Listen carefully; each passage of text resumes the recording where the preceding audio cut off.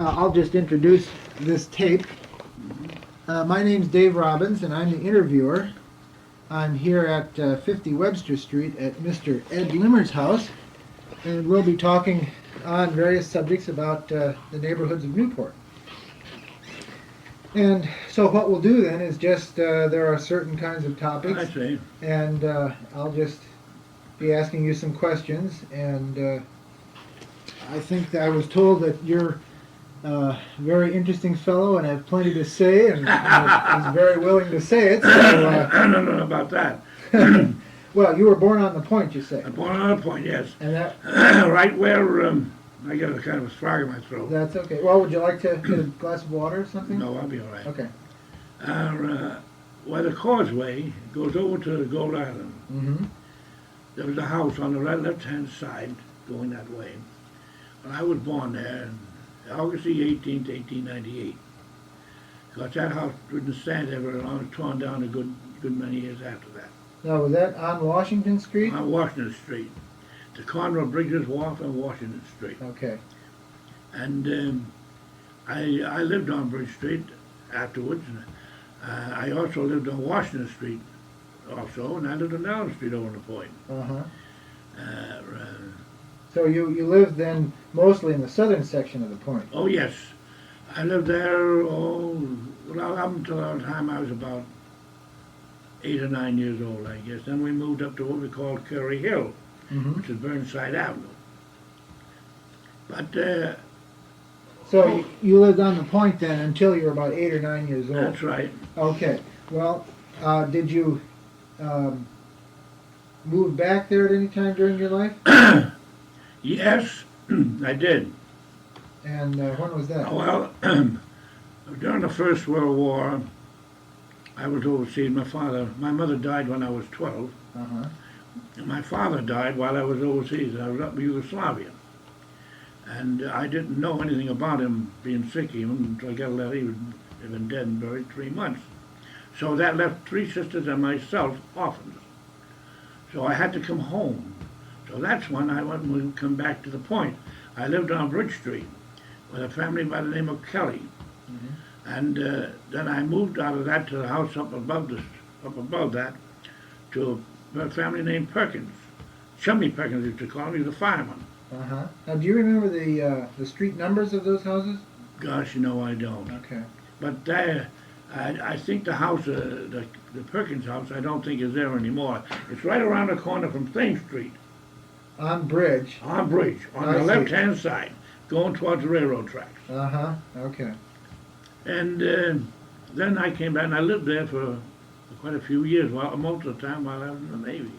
Uh-huh. So how I come downtown, my aunt owned a house on Spring Street, and it was built in 1740. So she wanted me to take the house over, and she had no children. Her husband was dead. I think she was 88 or 89 when she died. Mm-hmm. And so I gave up my room up there and came down and lived on Spring Street. But there's a lot of things I remember of the Point. Yeah. Well, that's... And I know when I was a boy, we lived across the street from Bridges Wharf after a while, and I could see the night that I think it was the Pilgrim burned down at the docks at the New England Steamship Company. I think it was the Pilgrim. I'm not quite sure of the name. Either the Pilgrim or the Plymouth. I don't know which. But Yeah. anyway, we could see it from the window, which was burning right down to the edge. Uh-huh. And that was when you were a young boy. Very living young, on the yes, Point. very Yes. young. I was about 4 or 5 years, 6 years old at that time. Yeah. So then we used to go up to what they called the Blue Rocks, Uh-huh. and we used to swim up there, and they had the... And the Blue Rocks are up by Out what's by now Battery Park. Battery Park, yes. That's right. And they used to have 2 bathhouses out there, and one for the boys, one for the girls. Oh, is that right? Oh, yes. And now where were they located? Right on the rocks. I tell you, you know where Battery Park is? Oh, yeah. Yeah. Well, Well, we you know lived... that road that goes down there, there used to be a little store there for years.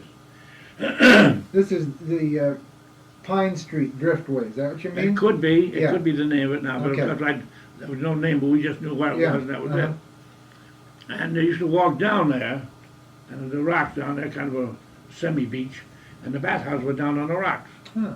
One for the boys, one for the Uh-huh. girls. And of course we had a hole in our side, even at that age. Yeah.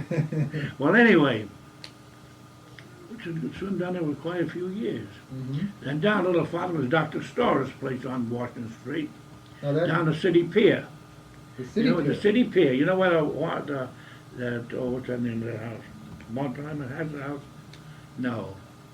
Oh, the store house? Star. Or no. No. Hunter House. That's it. Yeah. The Hunter House.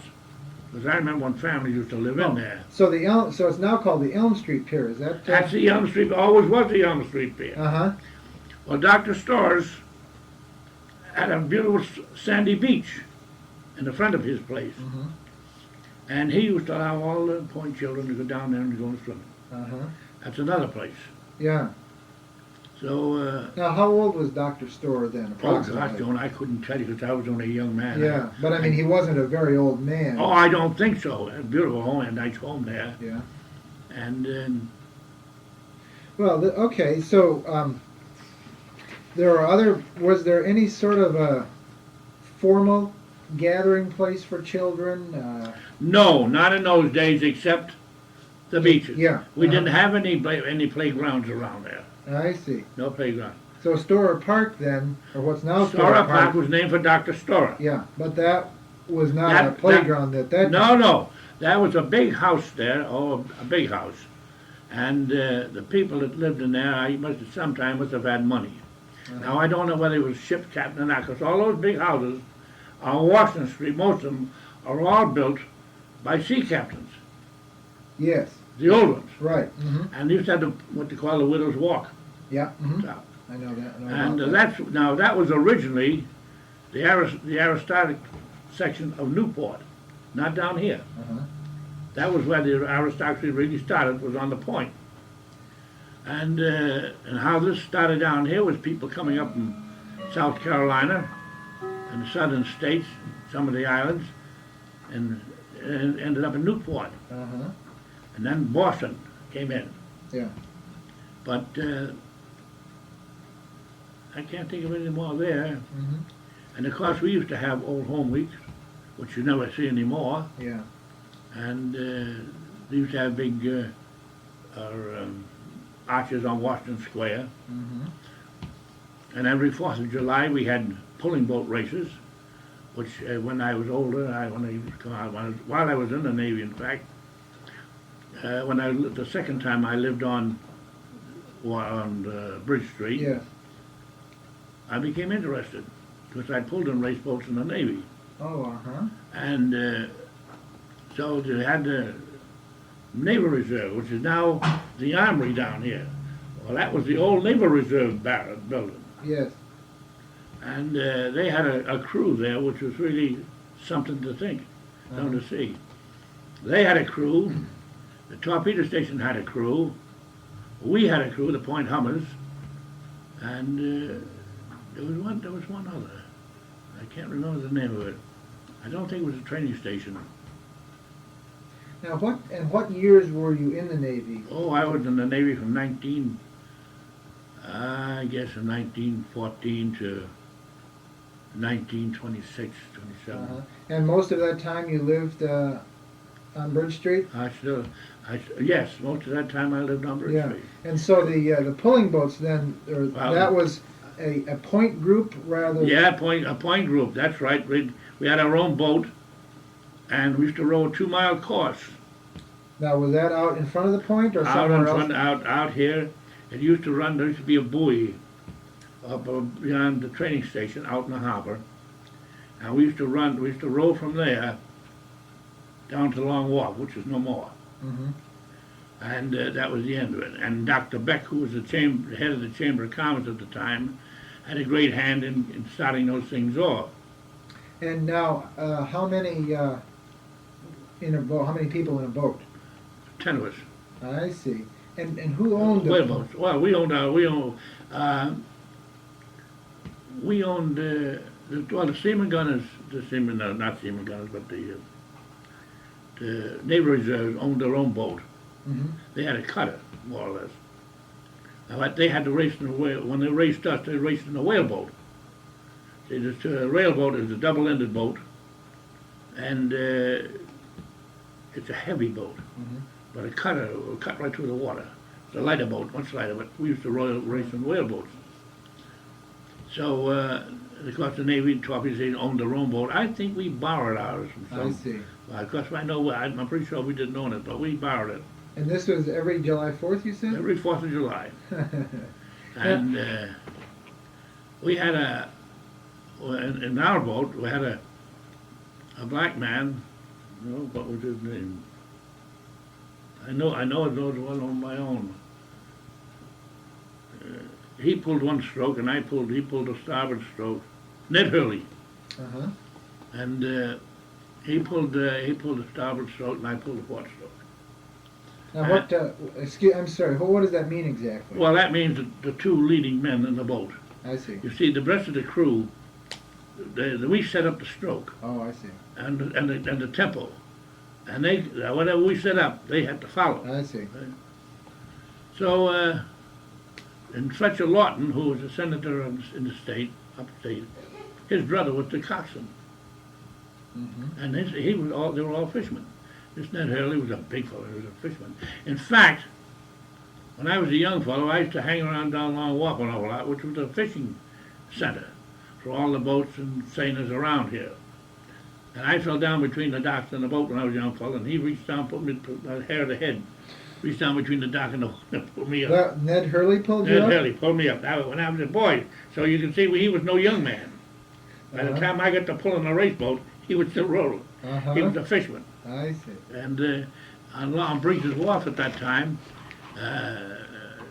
Fletcher Lawton, it's all in the family, they had a fish shack there, and that's where they used to come and unload their boats.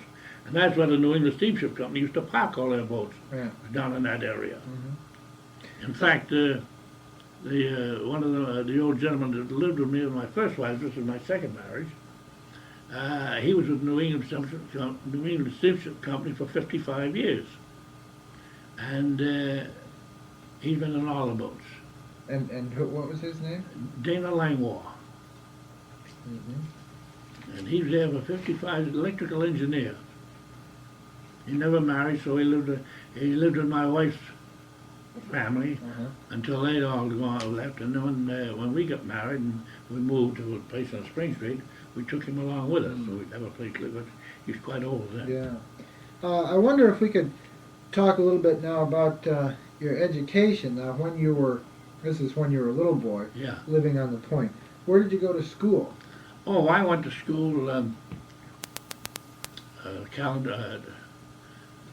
calendar school, Mm-hmm. and I went to Edwards Farewell Street Schools, which are the two buildings. We know where Mumford School is Yes, now. You yes. got a building right across the street. You know those two buildings? Yes. There now. One is Edward Street School and the other is Farewell Street School. Oh, they were both schools. Old schools, yeah. One was on Farewell Street, one was on Edward Street. Oh, so and, they were. and the restrooms were in the middle of the yard.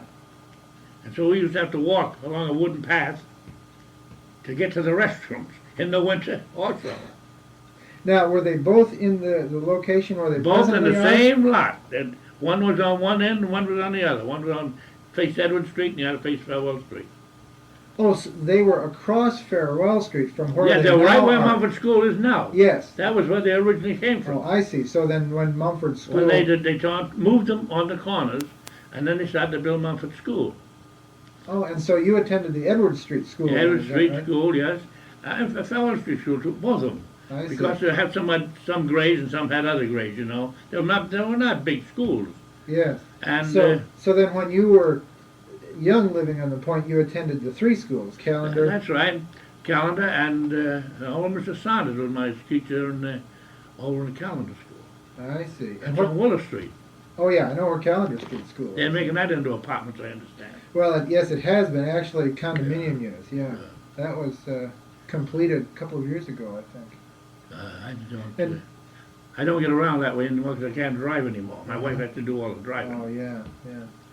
Did you go to school with your friends then? Did you, I mean, the children who lived near you, did they all go to school in the same place? Oh yes, yes, because in those days it was more like well, you might say a locality. Mm-hmm. Most of the children in this area went to these schools. Now they bus you all over the place. But we used to go to certain schools. Now, another school I went to when I lived on Burnside Avenue was Calvert. Yes, okay. I went to Calvert School. Yeah. Well, I'd like to concentrate mostly on the time when you lived on the Point. Well, And so you went to school then while you lived on the Point for Oh, probably yeah, sure. 3 or 4 years? Say? oh yes, I went to. Now I have to stop and think. I remember the kindergarten, the first and the second grade, Mm-hmm. and then I think at the second grade, I think that's when we moved over to Curry Hill. I'm on Burnside Avenue. That's so far back. Yes. That's, Yeah. that's a long time. You mentioned Mr. Sanders. He was a. She was a teacher. Oh, I'm sorry, Mrs. Sanders. Mrs. Sanders, and her Uh-huh. house is still standing on Thames Street. As you come up Poplar Street, and there's a little store there on the corner, going down Thames Street, Right. and I think the house is now painted yellow. Just beyond, one or two houses beyond the store? Just beyond the store, yes. Oh, yes, and that was I- where yeah. Mrs. Sanders lived. Yeah, as Mrs. Sanders was there, yeah. Now, do you have any particular or specific memories of school while the school time when you were living on the Point?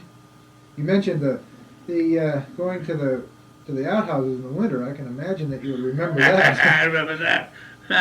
How well I remember that. But as I said before, it's a long. I do remember going there, and I Yes. remember moving them, and I was also went to Muffet School. Mm-hmm. In fact, I went to the 9th grade, and then I left school Oh, I see. because my mother had died, and we had 3 children. I had 3 sisters, and of course my father, he had to work, so I left school and I went to work in the greenhouses up the swamp, Jurgens' greenhouses. Mm-hmm. They're not there anymore. Oh, I see. So Can you remember any of the names of your grade school schoolmates? I can remember Dudley Campbell, was the teacher in the, I think it was Campbell, Mm-hmm. in the 9th grade. Miss Fraser, Grace Fraser, was a teacher in the 6th grade I in see. Muffet School. Yeah. And then that was when I went, because when I lived in Muffet School, I lived on Burnside Avenue. And I don't know how it come about, but I found myself going to Calvert School. I don't know why I would get up there. Mm-hmm. Then I went to, they were building John Clark School at that time. And so when I come out of there, I went to John Clark, which was taking place in the industrial building on Broadway, right alongside the City Hall. Uh-huh. That was where they were holding. That's where they held John Clark 8. Now that's all around that's Yeah. part of the Point. Uh-huh. But Did you receive any educational training at home from your parents? oh no, no, Uh-huh. all in school, Yeah. all in school. I went to school right up till the 9th grade, Mm-hmm. and then I went out to work for Bill Jurgens out there in the swamp. But I also spent a good deal of my young life down on the docks, on Long Wharf. Now you know where the condominiums they're building down there now, right on the edge of Long Wharf. Yes. That used to be a boat shop. Mm-hmm. They build boats there, and in fact, the Historical Society has pictures of it where the boat builders were there and the boats were in the water. Well, we used to go swimming there. Oh, uh-huh. There was a kind of a standing, you might say, part of the dock where they pulled the boats up. Yes. And we used to go in there and jump off. Nice sandy beach there, and we used to do a lot of swimming. You mentioned that you were you friends with the fishermen? Did you make Oh, friends with yes, any of the Lord fishermen? sakes, yes. Gus Larson, he was a shipmate with me with the First World War, too, because he was a skipper of one of the boats, the Clarity. And Yes, I knew him quite well. I knew there was another one we called, I went fishing with him, and I'll never forget this one at that time. Oh, what's his name? My memory's not so hot. Well, it But, sounds very good so far. But, oh, I can't remember. Anyway, this old gentleman, I'll probably think of it before I get through. He came to me one day and said, "Hey, Eddie, how'd you like to go fishing with me?" He had a small, very small catboat. Yeah, yeah. I said, "Sure." Shine. He was skipper of the Thomas B. Condon, and they called him Shine. That was even, I don't know why. So I said, "Okay." So we went down, I went down aboard the boat that afternoon. We left a very small boat. We started out for Block Island. Netting, which we call gill netting, for the mackerel. And the mackerel, the net is laid in the water probably for a mile long, and the mackerel run up against them, they get caught, and the gills get in there. That's why they get the name gill netting. Right. And then you go around, pull the nets in, pull the mackerel out. I'll never forget that night. So anyway, going out, we had hard-boiled eggs and stuff we cooked aboard the boat. Well, I don't know what time it was, but I felt myself getting very squeamish. So we got out there, and the Portuguese boats from New Bedford and so forth, they were out there trawling too. And I got sick. And I laid on the deck. And there I laid until the next day coming in. I couldn't get, I was no good to him. And we didn't catch a lousy fish. Oh. Because he had to go out and do the pulling, see, and I couldn't help him. Mm-hmm. So he said, "Well," he said, "you're not much help to me yet." I said, "No." I said, "I wasn't much help to myself either." He just laughed. He, no matter what the weather was, in the boat, he never got sick. But you let him stand on a dock, and he could hear that water washing up underneath the dock, he gets sick. Did you believe it? It's hard to That's believe. true. Yeah, he gets sick. The Fall River Line steamers also docked. Oh at yes, the end of that was a big industry in Newport. Mm-hmm. Oh yes, they had well, the Commonwealth, the Plymouth, the Providence. I know there's one more. There's four there, but three or four Priscilla. big boats. Was it the Priscilla? Priscilla's one that. Yeah. Priscilla, there were four. Mm-hmm. There was probably more smaller ones that they used to take care of, that used to run from New Bedford out to the islands, Vineyard Haven and so forth. Did you spend much time? Well, you said down at the docks. Oh Lord, all my Were young years. Were you intrigued by the Fall River Line boats as much as the fishing boats, say? Well, what do you mean? Well, I just meant you mentioned that you knew a lot of the fishermen and. Oh yes, no, I know. Did you do the same sort of thing by the? No, the only one. Of course, I knew Captain McCready. He because he lived on Warner Street. I know his daughter and I knew his son. In fact, his son and I were shipmates in the First World War. Mm-hmm. And then of course there's Dana Langwar. Fred James, he's still living. He worked on those boats. He's not too good. The Fall River Line boats? Yeah. Uh-huh. But you see, and I'll tell you how they stopped. A strike. Old Dana told me, he said, he said, if we go on strike when we go down to New York, he was on the Providence then. He says, if we go on strike when we go down to New York, we'll never leave those docks again. So the agent came down to the boat, to Providence, and implored them not to strike.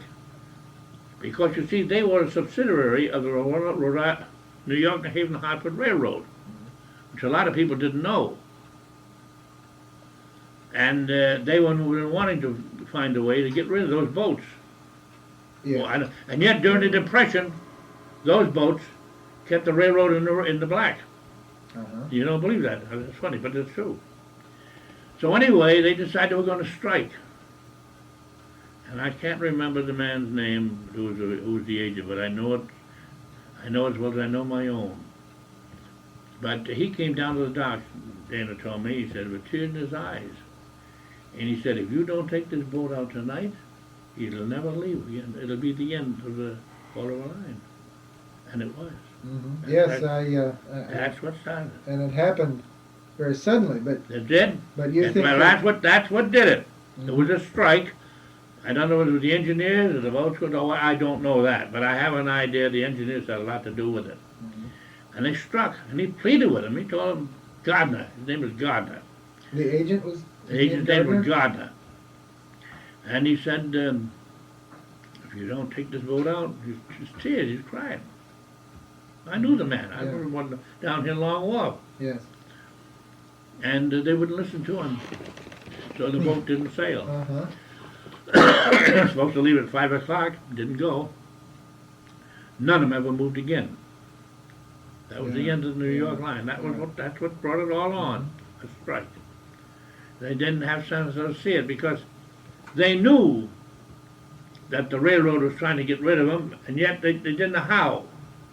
That was the excuse. They Yeah. had it. Uh-huh. That's it. I'd like to talk a little bit about, again, when you were a child, and as well, I think, when you lived on Bridge Street when you were in the Navy. One of the things we want to find out in this project about the neighborhoods of Newport is the, well, I guess the religious and ethnic makeup of the Newports, or at least your perception. So when you were a child, were you aware at all of different ethnic groups, people of different Well, no, we didn't religions? have that. People, we had blacks living on, we had right across the street when I lived with Chummy Perkins, That was on Bridge Street? down Bridge Street, on the corner of Cross and Bridge. There was a black family lived there, they used to wallpaper, had a paint shop, so forth. And nobody, there wasn't that feeling. Mm-hmm. And also farther up on when I lived farther up on Bridge Street, there was an Erickson family I know, and Henry St. Clair had a big store, grocery store right on the corner of Bridge and Washington Street. Was there for years, in all the neighborhood. It was a nice store. Mm-hmm. Well, down a little farther, in some buildings, a house on the bottom floor, there was an old black man. He used to go around blowing a horn and whitewash. Used to whitewash it.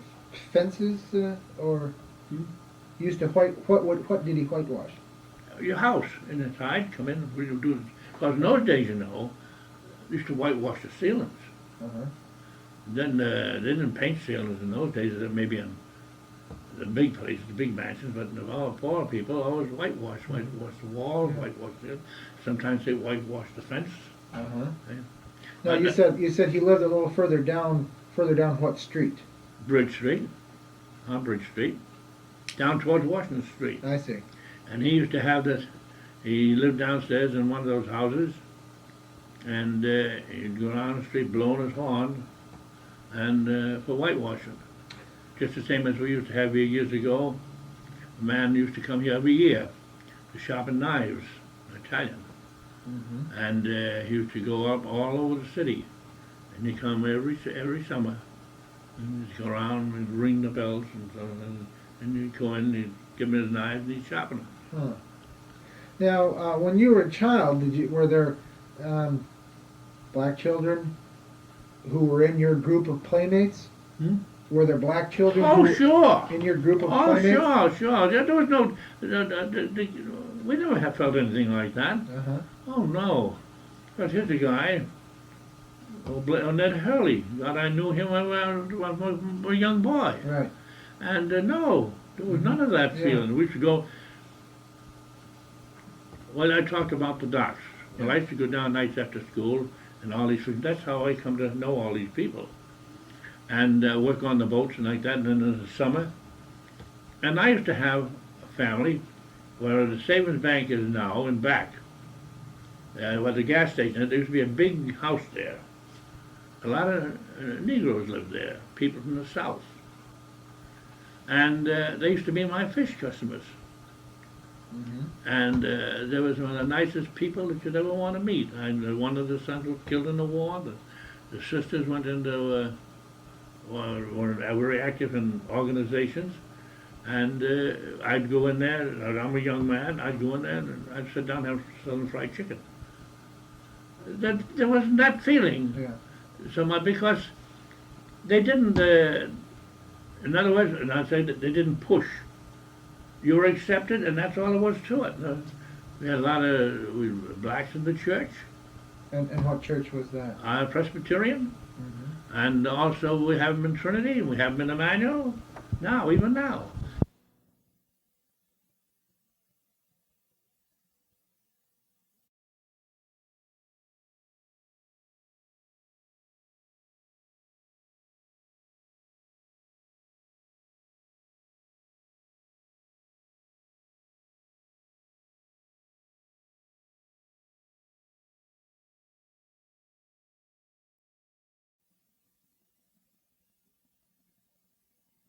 Other groups, Portuguese or Italian? We didn't, well, Italians. There was Peter Taylor, he became a doctor.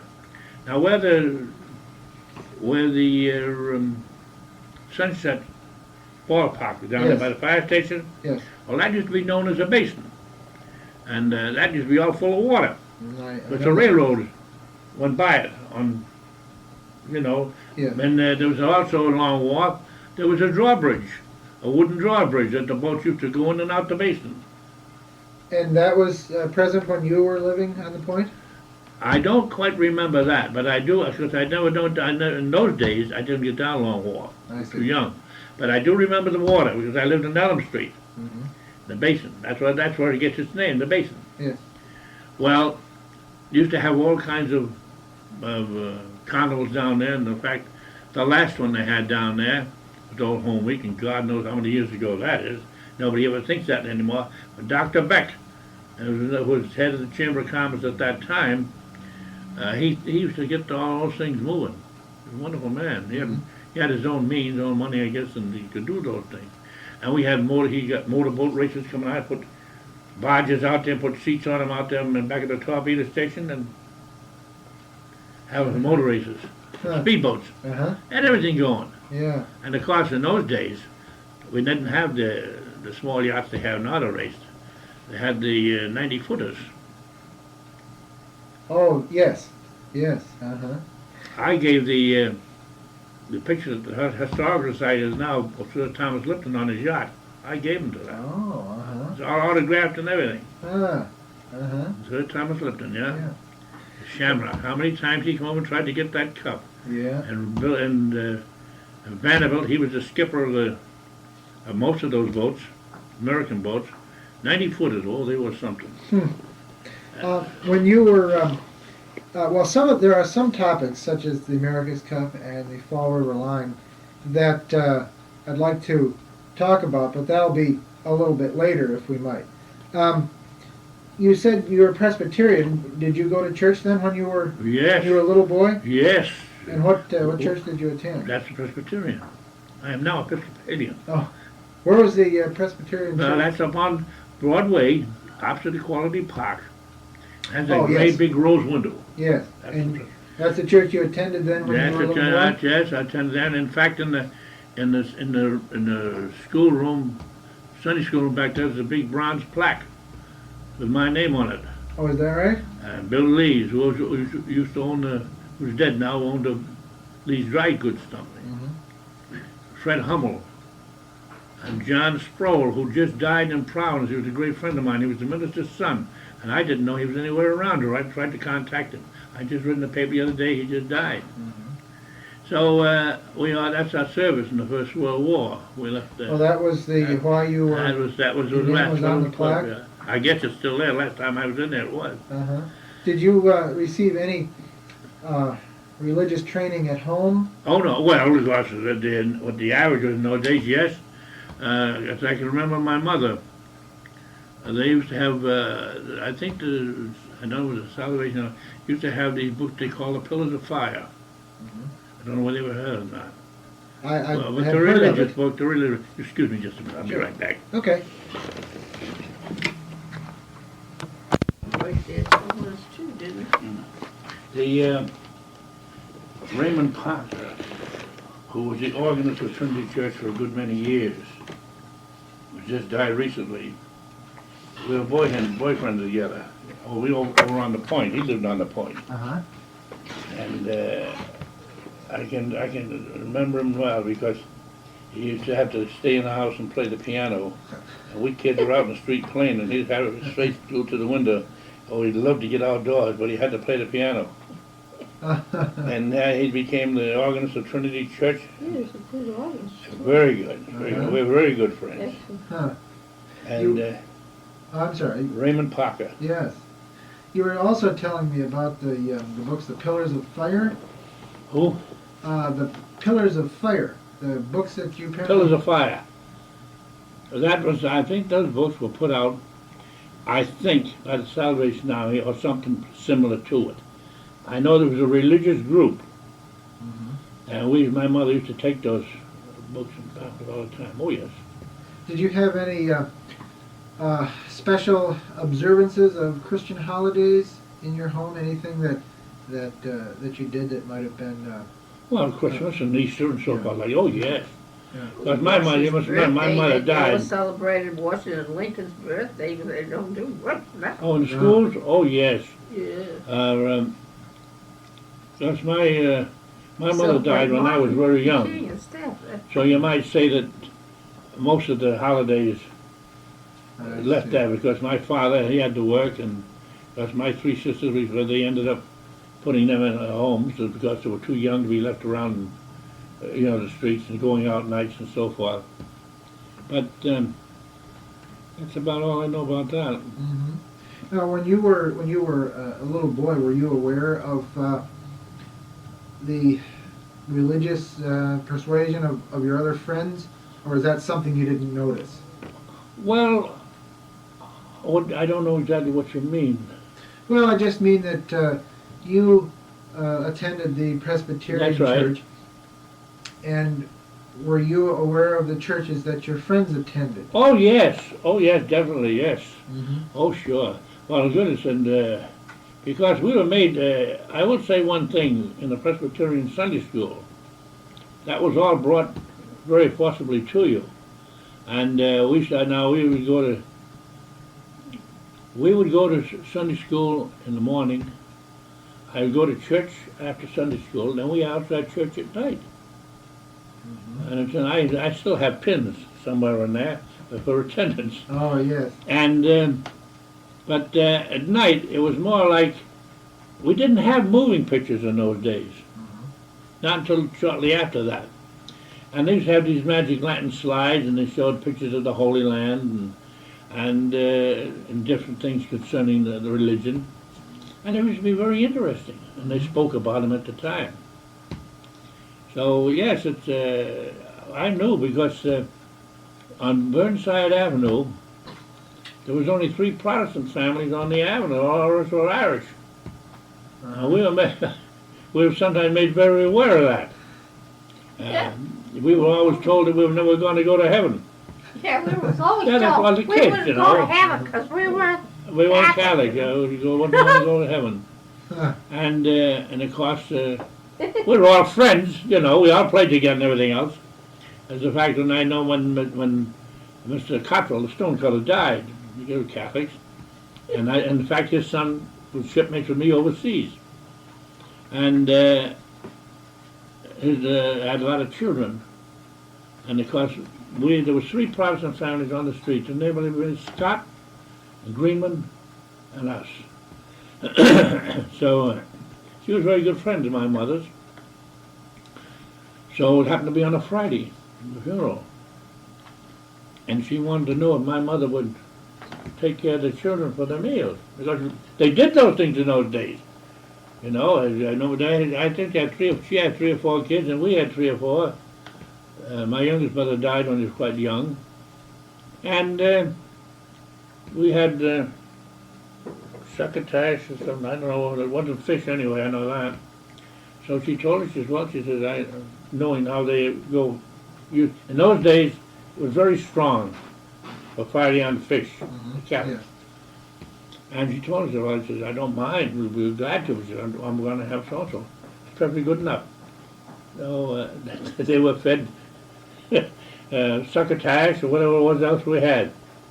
But I mean, no, it was just the kids, and it didn't mean anything, but it was there, Yes. you know. Yes. So you became very well versed in that sort of thing, and of course, then they had the old Quaker Meeting House down there on West Broadway and Farewell Street. Did you know any Quakers when you were a young boy?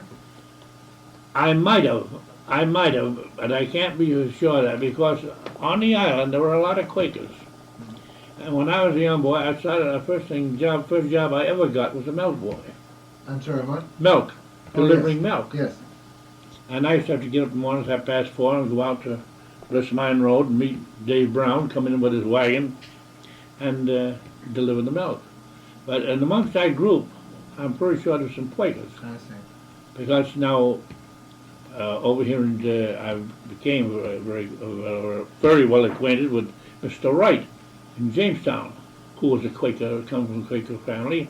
In fact, and also his wife, I believe, somewhere in the Quaker line. And they were the ones that gave all the money to rebuild Oh. the Quaker place there on. Oh yeah. Yeah. And then endowed to some extent too. Uh-huh. You mentioned when you were talking, I think, about the family or your time on Burnside Avenue, you mentioned that you took or you gave a meal to a neighbor's children while she had to be away. Is that right? Yes, And- everybody took care of everybody else. Yeah. Now that was something else that we wanted to find out about was how often, how frequently people helped each other. Did Oh things well, like all the that. time, because now we had a big place for God. We had a nice cottage. We're the only one on Burnside Avenue. I can tell you what the rent was, $12 a month, and and we had a big vegetable garden. We had cold frames. My father was an expressman down the avenue, which I spent most of my life down there as a young fellow too, and there's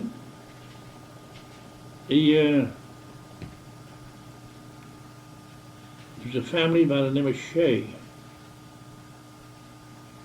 the next door to us, and also Billy Doyle. And Billy Doyle is still up to the reading room.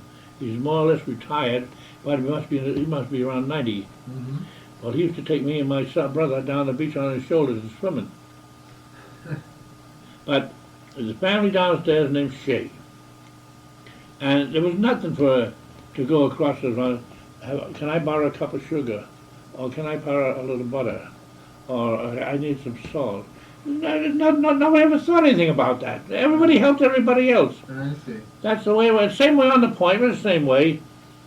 Now, when I lived on Bridge Street, it was a little, I'll tell you where the house was.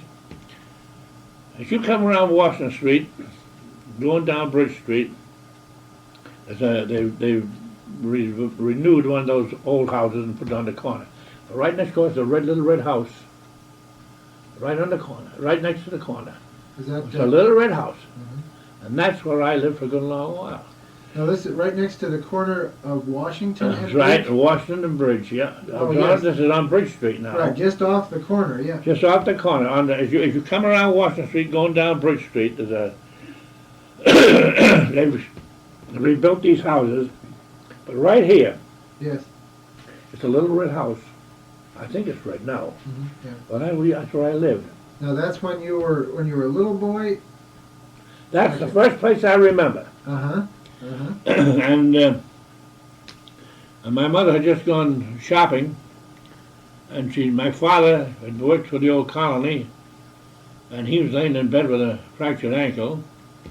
My mother had gone down the street and bought some clothes and put them on the kitchen table, and I got playing with matches and burned up the clothes. I remember that house well. I'm sure you do. And my mother was over the name of Albro, down across the street. In those days we had outhouses. No toilets in the house. All out.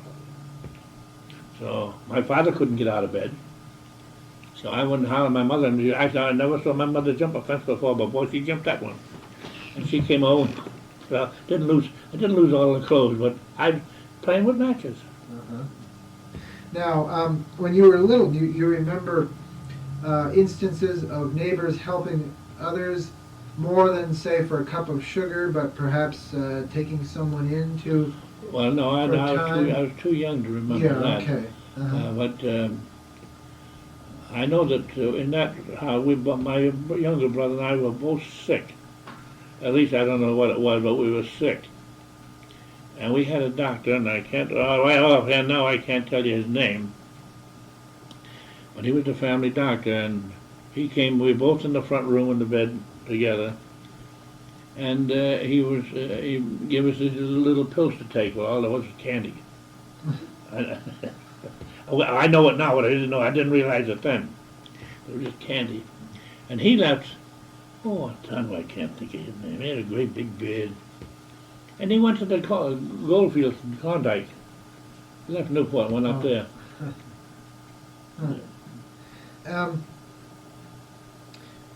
Were you aware of many other families that owned their own homes? Oh, we didn't own our own home then. We all rented. We didn't. The only time I owned my own home was on Spring Street. We always paid rent. I see. And most of the families of your friends were. Oh, most of the well? families in those days were the same way. I see. They rented. Of course, like in all classes, there was some that was better off than others. And of course, you could build a house in those days for $10,000. It averaged about $1,500. I think it was $1,000, $1,500, $2,000 a room. That was everything complete to build a house in those days. I see. But of course, after that. Yeah. Now, of the people who lived near you, were they most families? Were there many single people? No. Most of the families that I lived in when I came back from the war were married, married people, and they had children, grown children, so of course I knew them all. And no, that's all I can tell you about that. Yeah. Okay.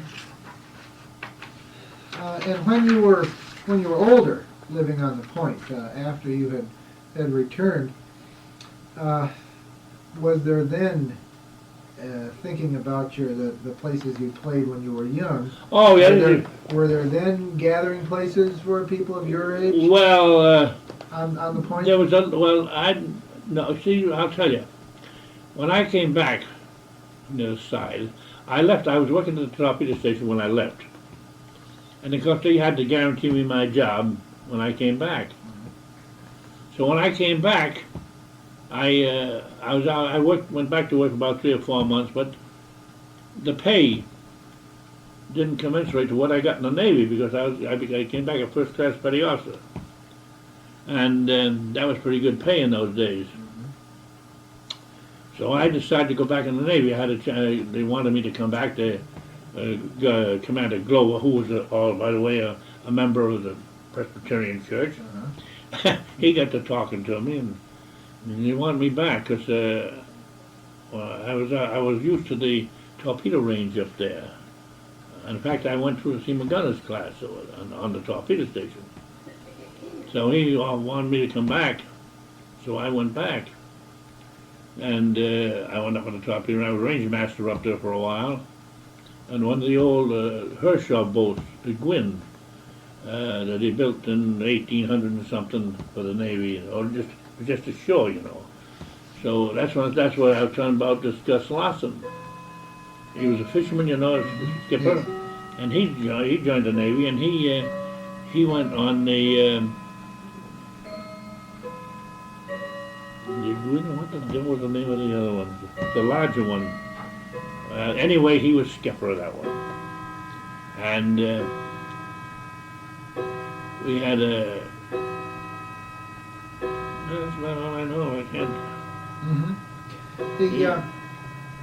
But that's when I went back into the Navy. And of course I was still on the point. Uh-huh. And that's when I went back, and that's when I went, because I was in the race boat crew in the fleet. Yes. Okay? But so when I came back, they got this boat and they wanted me to come in. That's early. Mm-hmm. Wanted me to come in, so I said, okay. So that's when I started in the Point Hummers race boat. I see. Now, do you know how the Point Hummers became so named? Well, that I don't know, but that's whether it was a football, something to do with sports. I'm pretty sure of that, because we were always called Point Hummers, and I don't really know just where the name came from. But and they had a Point Hummers football team, and they had the Hummers race boat crew, and I don't know, because you see, I went back in the Navy. Yes. And I left there after about 2 years there. I went down back to sea, and I went on the first airplane carrier the Navy ever had, the Langley. Oh, is that right? Put her in commission. So you said you came back to the Point in about 1914. No, no, because I was living on Burnside Avenue in 1913. I came back after the war, about 1919. Oh, I see. I must You have see, misunderstood. because when that. my father died, they did to me, a very foolish thing. So when I come home, I didn't have any home at all. What they had done, they had taken all the furniture and put it in storage, and I didn't have no place to go. So I went to Mrs. Kelly, because I was very friendly with the Kellys. In fact, when the Kelly girls and I were going together a little bit, and she offered me a room there. But I wanted it a little more quieter. So Chummy Perkins had a room up there, and I went up there and stayed with them. And they lived on Bridge Street. They live right now, almost next door to them. Oh, I see. And what part of Bridge was that? That's right up near Thames Street. Yes. Okay. There used to be a store on the corner, of course it's not there now, they tore that down, Ramlow's, a shoe store, and there was Rapper's grocery store, And where was that? and that's all gone. So that's the only thing I know about. Were there many businesses on the Point? Oh yes, oh yes. Well, when I say yes, it was Hamilton's grocery store around the corner. I think it was Second and Elm or Second and Poplar. I can't remember which now. But there wasn't a lot of business that you might call. There was a dog pound over there. That was on Second Street, I think. And most of just the grocery stores. I'm trying to think now. There was also a woodworking place over there on Poplar Street, just down from St. John's Church. Little was the name that ran it. I don't. But there was a barrel business down on the lower part of Washington Street, down towards Long Wharf. There was a big house there, boarding house, where men who worked over the New England Steamship Company used to live. But there was also the big barrel business right there. Yeah, we get wound up with all this work.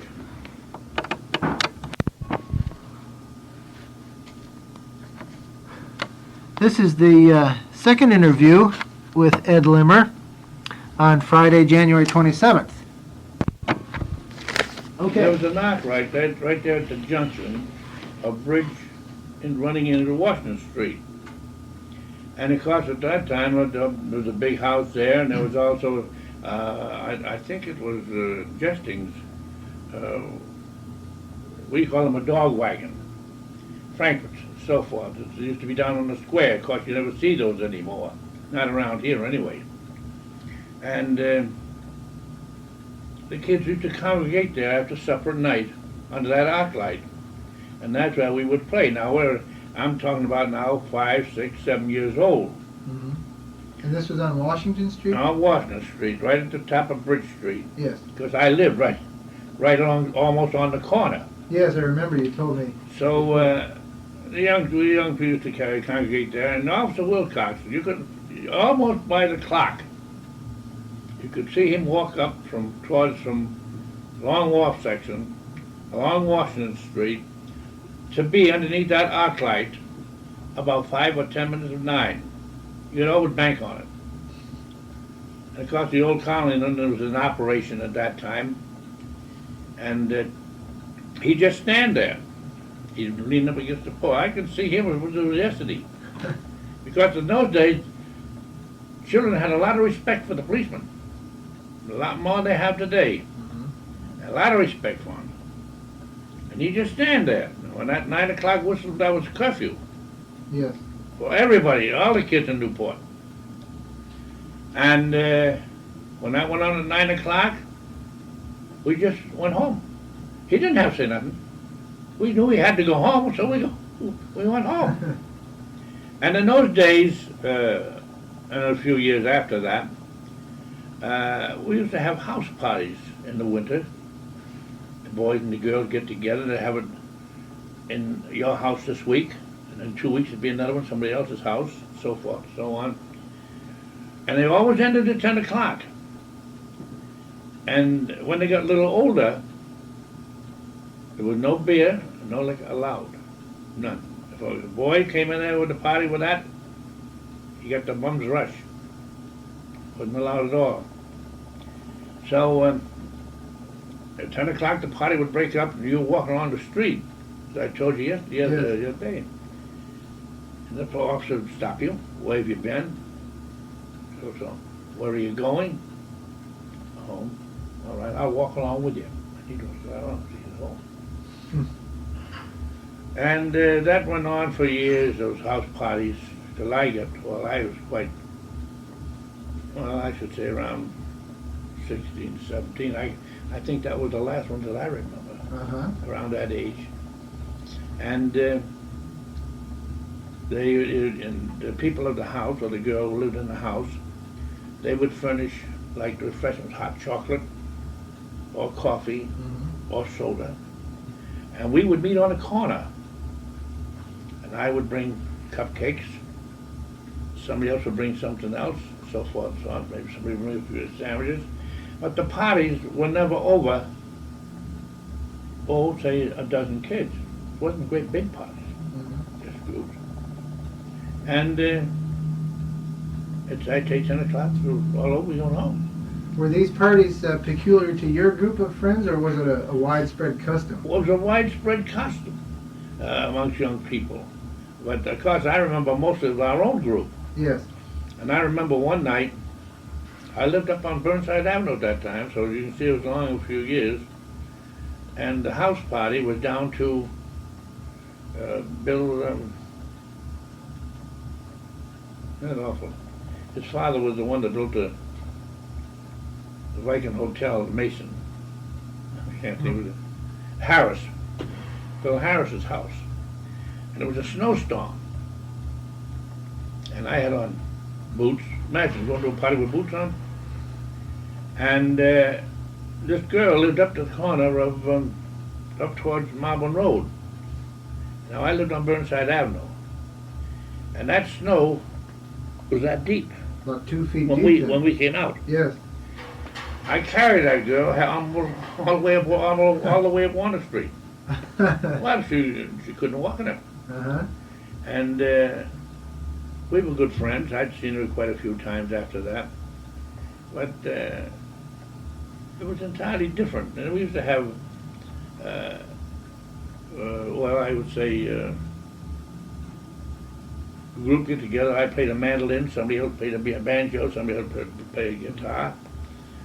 And we used to go out moonlight sails. And also, down on, I don't know if you ever heard about it, but the 40 Steps. Yes. Years ago, a lot of there was an awful lot of rich people here, and their help and everything else. And we used to go down on the 40 steps with the instruments, and we would play in the Hulkwood dance on the 40 steps there at that cement platform. Uh-huh. Oh, was that? Yeah, a truck would bring down a piano. Oh, really? Oh yes, we said, oh, I'm telling you, we did, there was nothing else for us to do. We used to we'd make our own times. And there would be beach parties, such as we'd go down there and we'd have bring hot dogs, we'd make fires, we'd go swimming. This is at Not Easton, skinny dipping, but swimming with clothes on. at Easton's Beach? Ish's Beach, Second Beach, mostly on Second Beach because the sand dunes were out there. And we didn't stay very late there either in those days. We used to probably draw at 10:30, 11 o'clock, and everybody gone. Now, concerning the curfew, how old must children have been to have been affected by the curfew? Well, I think that went up to 14, 15, 16, 19, I would say, because I'm going back a long ways now. Right. And that curfew was in operation up until the First World War. Oh, I see.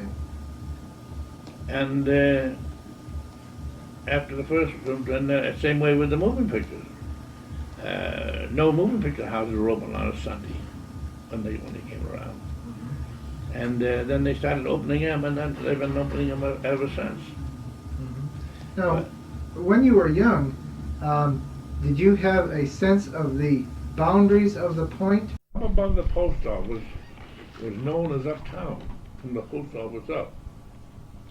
From the post office down was known as the Fifth Ward. Now, you're speaking up Thames Street and down That's Thames right. Street. Well, it was in in particular, well, it applied to all the sections all around Yes. there. And the Point Hummers, the group from the Point, were known as the Uptown Rats. The group from... Uptown Rats, and the group below the post office called the Downtown Brats.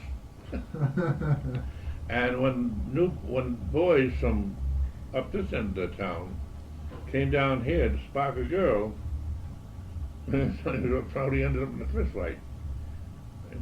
So there was There was a feeling, quite a distinction but between... yet not a bad feeling. You know what I Yes. mean? And of course that gradually went by the board. Well, now, if someone lived, say, beyond the railroad tracks, that would be east of the railroad tracks, would they still be considered to be living on the point? No, I don't think so. I think the Point included everything west of the tracks. And too long... See, the Point included Washington Street and all that section on Right. that way. That was really what they called the Point. I see. And Cherry Street out that way, out there by Van Zandt Avenue Bridge. Anything went out, but all towards the water. Yes. And I believe that side of the tracks was known as the Point section. Right, I see. And of course, the Hummers, I don't know where that name come in, but I think it was more or less something to do with sports. Was there rivalry in sports competitions or other sorts of ways between the various sections of town? Oh yes, there always was. There was always football, baseball, basketball, and the teams were formed by neighborhood the teams? neighborhood, yeah. Because we had a YMCA here, but of course a lot of families in those days couldn't afford. You see, it was because we went to work sometimes at 6 o'clock in the morning, and you worked till 6 o'clock at night. There was no such thing as an 8-hour day, and you worked 6 days a week. But no, I'm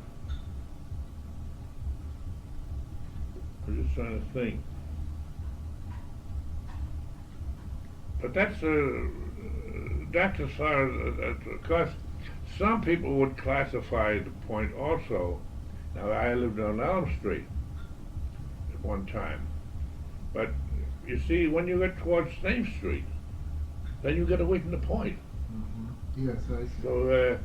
So there was mostly, as I say, the point hummers, as we'll call them, were mostly west of the tracks. And when you lived there, did most people tend to remain on the point or in the Yes, neighborhoods? yes, I would say that most people, once they lived on the point, it was a wonderful place to live. And it was always nice, a lot of trees over there, and of course the houses were always kept nice, because remember I told you, that was the social part of Newport at one time. That was what we call 400 down here. Yeah. It was all the social life was over here, because all the big houses. This place, Bellevue Avenue, and down in that section, didn't begin to get built up until around 18 something, and that all started from people coming from the islands and the Caribbean, and also down south and so forth. They started it first to make Newport a summer resort. Then the Bostonians moved in, and it went on from there. Then of course everybody now. You have Australians living here and everything else. But when you were living on the point, you think that was the social center? It was. That was the nice section of the city. Of course, all the houses weren't big, because you see, the New England Steamship Company, I think, had a lot to do with that. Because you see, all the shops were there. Yeah. All the work that was done on the boats was done here, except in dry dock. Down on the end Right of down Long here, Wharf. Long Wharf, yes. It went all along It went started from Long Wharf clear up to Bridge Street. That whole section there. And then they had some houses there that I think the workers that used to work down there, family houses, plus with a long stretch of them, like down here when the gas company, and then also the old mill down here, which is now a big hotel. Yes. That was a mill, and the houses all down in here, all in that section, were all mill help. And so the steamship company also had Yeah. houses. They owned the houses? No, I don't think they owned them. No, But at least many of the they were workers- rented, I think. I'm not so sure about that. Yeah. Now, did most of the, do you know if the workers at the shops tended to be from Newport, or perhaps were they people who Oh, moved? I guess they came from around this area, because I wouldn't say they all came from Newport. Some came from New York, probably working with the boats. The yard was here, and of course they had their paint shop here. They had the machine shop here. They had everything here. All the work on the boats was done, except, as far as I know, the dry docking. Right. And they were strung all along. You see, they had winter boats and summer boats. Some boats ran in the winter, some ran in the summer. Mm-hmm. Now, the summer boats were laid up for the winter work traffic, and vice versa. But after a while, it seemed to me they ran all times of the year. Uh-huh. But that was the original idea. There were summer boats and winter boats. Yes. Now, did you know many people who worked at the shops? Oh, they're all dead. But you you did know them then? When Oh, I knew a lot of them. Oh, sure, because my father at one time worked there. He fell off he was painting the flagstaff on the end of one of the boats, and he fell down and broke his ankle. Mm. Oh yes, my father worked there. Well, in other words, a lot of that work also was seasonal work. Now, in the winter, of course, now, you see what they used to do with those boats. Maybe I give you a better picture of it. They used to clean those boats from bow to stern. Everything. Rugs, rooms, everything. Mattresses were taken out, everything was done. And that was done in the summertime. So of course, when the winter come along, certain amounts of that work, why, was just laid off. Now I don't know too much about that angle of it, but I do know that that's what happened. Now, the cleaning, this extensive Oh, cleaning was they used to done once a clear. year, say? Yes, once a year. Yeah. And they were painted there. They had painters would paint them right there at the side of the dock. Did, Paint the staterooms, everything. did They many of the pointers work at Oh the yeah, yard? yes, a lot of people in the point. Oh yes.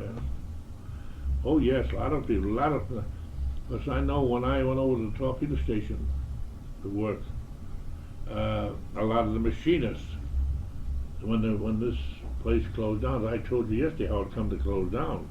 The Fall River The line. Fall River line, yes. Yes, That was a damn shame, but, because everybody enjoyed that. But that was what happened, and of course, they came over to Torpedo Station and got jobs over there. Now, do you know who primarily used the Fall River line? Oh, all through New England. Well, I mean, was it tourists who primarily used it, or people who commuted back and forth between? Oh, Newport? well, no, yeah, no. A lot of people used to use them to commute back and forth, like on the weekend. Like people worked in New York. I'm talking about people now who had money. They would come back and forth on the weekends, you know. I'd come down now on a Saturday afternoon, 5 o'clock, the boat would leave New York, leave Newport, Sunday morning at 3 o'clock.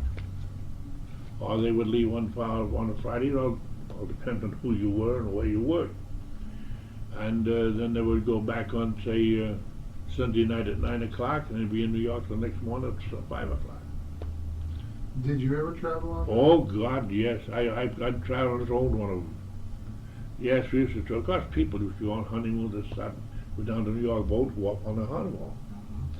But, yes, because you see, that boat used to leave, like, now, it would leave New York, arrive in Newport around 3:30 in the morning, and go to Fall River. And there it would stay all day long. Then around 6 or 7 o'clock at night, I can't know just the exact time, it would leave Fall River. Now, there was a boat train came down from Boston that used to meet the boat in Fall River. Yes. See? And to come to New York, it was a wonderful way to travel. It was an elegant way to travel. They had big, nice, beautiful dining rooms. In fact,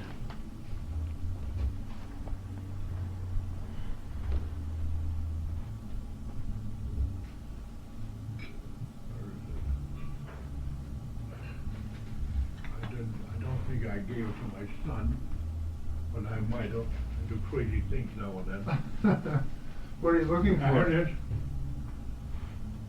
That's one of the coffee pots. Oh. I also had a plate. I also had a place setting for the boats. And but I gave that to my son, and I didn't know. I kept that because it gets tarnished. Oh, that's beautiful. Yeah, that's one of the old coffee pots. And I had one time, the old gentleman that lived with us, I had stateroom keys too, but I haven't got. I don't know where they are now. But So it was an elegant way to travel, and a restful way, yes. because you have dance, they had an orchestra on there. You could dance, and you go to bed at night, and you went down the Sound. There was calm water, and you wake up and be in New York. So, do you think that many of the Newport's ordinary citizens use the? Oh yes, Fall River oh line? gosh, yes. And we used to go down, Newport used to go down to the docks every night and to see the boat pull out at 9:30. It was an event. And I know one thing too, another thing. Now, when these people on the avenue, when they were leaving Newport, which is in the fall, around September, they would send all their automobiles down to New York by the New York boat. Well, I guess I was about 10, 11 years old, so I don't know, somewhere in that area anyway. And there was a law that no automobile could go aboard the boat with gas in their tanks. Oh. So we would unload those automobiles. I worked with one of the dockmen, in other words, to help him. And all that gas that came out, we kept. And we used to sell it to the Greek lobstermen for so much a gallon. Mm-hmm. And then when they, lots of times the chauffeurs, knowing us, would fill the tanks up. Oh, I can tell you this. And now, same way with the polo ponies. Now, when they used to, I used to work as a young fellow, I guess about, around 12 years, 12 to some of those. Maybe before that, I can't know, so far back. J.K. Sullivan was a contractor around who built an awful lot of these roads, and he was good. Well, over on the drive, he had a place where Cornstalks. You know where Cornstalks' place is around the drive? No, I don't. Well, this side of it, part of it, belonged to J.K. Sullivan. And he used to cut hay there for his horses, and he would send his horses over there for a rest because it was a farm. Well, they built a polo field there, and this is quite a long time ago too, because it hasn't been there in a long time. And a lot of the international polo matches were played right here in Newport. Mm-hmm. And they would walk the polo ponies up and down. We get $1 for each pony. Now, this is at the docks or at the... No, down here. At the farm. I'm going a little probably Yes. a little too fast, but I'm taking everything as it comes to me. Right. Mm-hmm. Yeah, go ahead. And all the polo ponies, we should come down by the New York boat. Most of them came in by train, and you could see them go through Newport, a great big string of polo ponies, like Bobby Hitchcock and all those big, they were big men in the day, and they were professionals actually. And they would lead that string of polo ponies down Boston Square and down Thames Street. Of course, in those days, there was hardly any automobiles. Yes. And when they would go in, they'd play a match. We used to have to go around because we were hired, the boys, 50 cents an hour, and we would have to go around where the ponies would pull out a tuft of grass or a tuft of sod or something, and we'd go around, pick that, put it in the hole, and step in it. Replacing the divots. Put it up and back in the hole. And we get 50 cents an hour for that. But if we walked the ponies up and down to cool them off, we got $1 a pony. Hmm. And I was getting $4 a day. Now, in those days, Yes. that was good pay. Yes, I know. Mm-hmm. $4 a day. Well, now, did you work a lot when I you were worked for a young J.K. boy? Sullivan at one time. Yes, I did. I worked for him. I went down. Only while I worked for him did I do that. I see. So, but after a while, I believe now the polo matches are paid over Southampton, Long Island, and now they don't don't have those here anymore. I haven't had them here for a long time. Yeah. Newport was a wonderful, wonderful state those days. That's the days when the America's Cup was sailed in the 90-footers, they call them. Mm-hmm. 90 class, those big boats. Yeah. So, yeah, and one time, I got to tell you this, I don't know whether you're interested in that. I was a young fellow, I don't know whether you remember or not, but how the boys used to ride bicycles with their legs through the bars at one time, learning how to ride a bicycle. Did you ever see it done?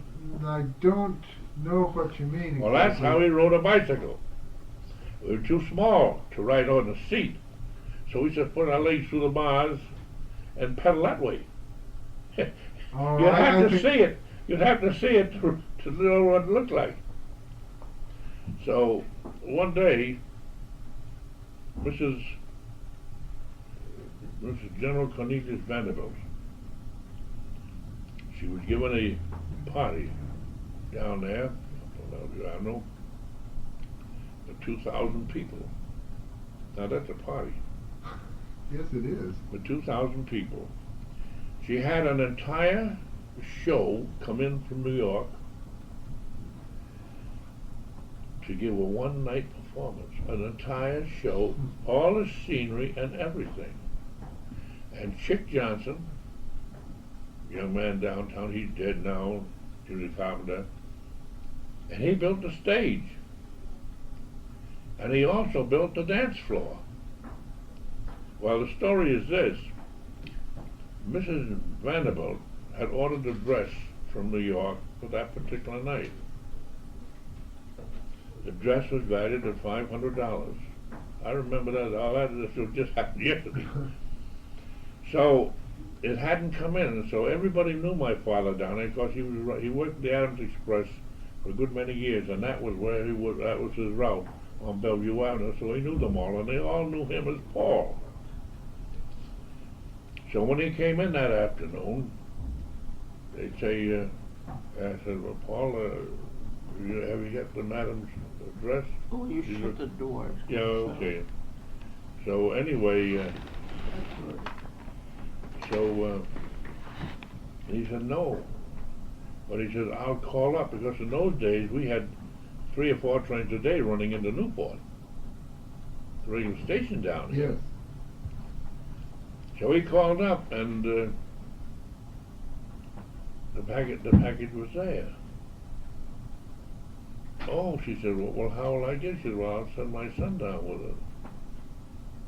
Oh, she said, well, that'd be all right, because $500 for a dress in those days was some dress. Yes, yes, I know. And she wanted for that night, because there was a kind of a,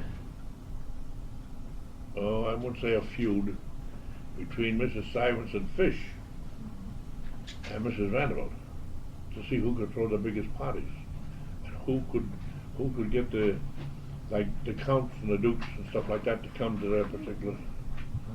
Well, anyway, so she said, all right. So when I went by, my father said, no, don't give this package to anybody but Mrs. Vanderbilt or the butler. Because I could see the valuation was right on at $500. So she said, you take my bicycle and take it down there. She said, I told her, you do it. So I went down, and there was 2 policemen on each gateway. And I started to go in, so they said, stop me. You can't go in there. I said, oh, I've got to go in there. I've got something here from Mrs. Vanderbilt. And I said, she's waiting for it. Oh, we'll take it up. I said, no, you won't. Oh, no, we can't let you in. We don't want to let nobody in. I said, that's okay with me. She's waiting for this dress, so I'm going to take this dress right back. She wants this dress for this party. So I said, if she doesn't get it, somebody's going to know about it. So I'm not going to give it to anybody but her or the butler. Those are my instructions, and that's what I'm going to do. So I started back up on Rio Island with blew the whistle. Call me back. So I said, he said, I guess it'd be all right. Well, when I went in the back with that dress, there was tiers. Now I say tiers, I don't mean one pan, but tiers of boneless stuffed squab. Squab. Tiers. Boneless stuffed. Not bones in them at all. Right. And God knows I walked through them. And I can remember it because I learned to look up. All these pans of squab on both sides. Well, for 2,000 people. So I went in the back door, the butler was there, and he was feeling no pain. None. And of course in those days there was no income tax. Yes. And the madam, or the master of the house, would give the butler a roll of bills, something like that. No accounting for that money. She would give it to him to pay all the bills. He'd handled everything. Nobody else had bothered. Nobody bothered the family. The butler, or whoever was in authority there, handled it. So he says, oh, he says, the madam could kiss you. I thought to myself at the time, I said, I can see her kissing me. Well, anyway, he took the dress and he went back. He said, you wait right here till I come back. So I did. So I waited there, and so he came back and said, had your supper yet? I said, no. Because I was pretty big for my age even then. He said, well, you sit right down here at this table, right in the kitchen. So we got a plate of green peas, mashed potatoes, and a whole squab. So I sat there, and I ate that supper. He said, do you like ice cream?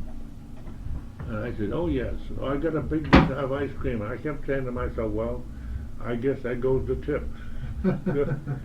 Because that's what you expected. That was it. That was the thing. So he said, well, he says, you got enough now? You're all set? I said, yeah. Okay. So he pulled out a roll of bills. Now, I'm not exaggerating when I say this. I'll bet you that roll of bills was that big around. About almost 2 inches in diameter. Yes, it was. There wasn't anything less than a $5 bill on it. And he gave me, gave me $5. So, oh boy, that was, see, that's what the policeman was looking for. You see, if he'd have taken that up to the door, oh, I see. he'd have got the tip. See what I mean? But I was too smart for that. Because what I had orders not to give it to anybody but the madam or the butler, so that was it. Uh-huh. So I took that and I went home. And of course, in those days in the opera house, they had way up in the balcony, we used to call it nigger heaven. And you went in from the street. It was 10 cents up there. So that's where I spent part of my $5. When I went home, my father said, well, he says, I don't suppose you're hungry, you know. Where you going? I said, I'm going to the show. He says, well, he says, what'd he give you? $5? $5? Yeah. Well, you're not going to spend it all tonight. I said, oh, no. I said, I'm just going to leave $4 home, and I'm going to take $1. So I went to the nigger heaven in the opera house to see the show. That's what I spent for that. Now you said your father was an expressman. Yes, that's right. What exactly does that mean? Well, that means,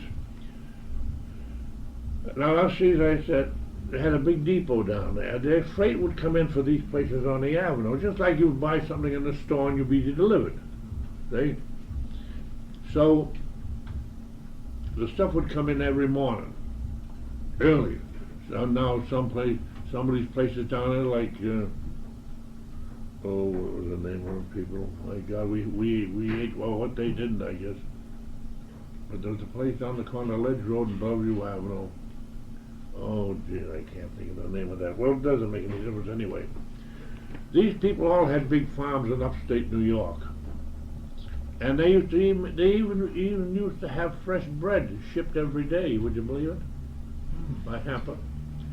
And there'd be legs of lamb, there would be turkey, there'd be chicken, there'd be ham, there'd be pork, hothouse grapes, milk, cream. All that stuff used to come in by train in the morning. So he would take that on the first trip down there. Well, when they come back, there'd be another train. As I told you, there were 3 or 4 trains coming in every day. Yes. So by the time he got through with that, he'd have to come back again. He'd take another load, because those people are always, you can't, Bellevue Avenue, you'll never realize what Bellevue Avenue looked like in those days. Oka Point area, all those places are loaded with people. Oh, I see. Millionaires, oh God, all those places. So he would come back and load and go down again, and so he did that for 15 years. And they all knew him, so in the summer a good deal of the time, in the younger days, I was with him on the wagon. Because there was one place down there, I think it was Charlie Hitchcock, where he lived. Ogden Mills was another one. Secretary of the Treasury had a summer place down there. Well, The cooks, a good deal of the cooks were Irish. The chefs were mostly all French, and so they knew me. And of course, if they made a cake and it got a little too brown, they wouldn't serve that to the family. They'd frost that, and I'd get the cake. Sounds wonderful. Oh, dude, I can tell you, it was a wonderful experience. And how many summers then did you ride with your father? Oh gosh, I guess from the time I was about 5 or 6, in the summer, of course, naturally, and 4 or 5 years anyway, not more. And then, of course, in those days, it was all sleighing around here in the winter. Nothing like you see now. Yes. Rosie Grosler lives down there. Some of the family's still here. But she was a big woman. She must have weighed about 300, 350 pounds if she weighed an ounce. But she was as straight as a rod. And I can see her going down Bellevue Avenue in the winter with her sleigh. She'd sit up there like that, the whip would be here, the coachman would be sitting in the back. That horse would be fenced up down Bellevue Avenue in the snow. It was really something to see. Mm-hmm. And of course my father had a sleigh in the winter too. But of course, as I say, you never see those things anymore. No. Well, now, the snow on the streets, was it packed down rather than... Oh yes, there was no plows. The only thing that I know of, I got to tell you this, but Libby had a bike shop on Broadway. You know, Mike, what's the barber shop there? You know where the old Weaver building is on Broadway? Yes. Do you know right down on the same side of the street? I don't know what is the boutique now or what it was, but there was a bake shop there, Libby's.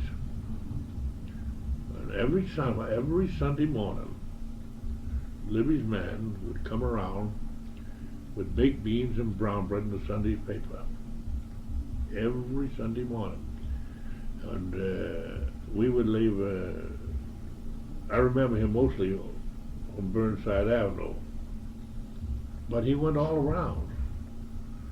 And in between the storm door and the front door, we would leave in those days when you bought lard, you bought it in pails.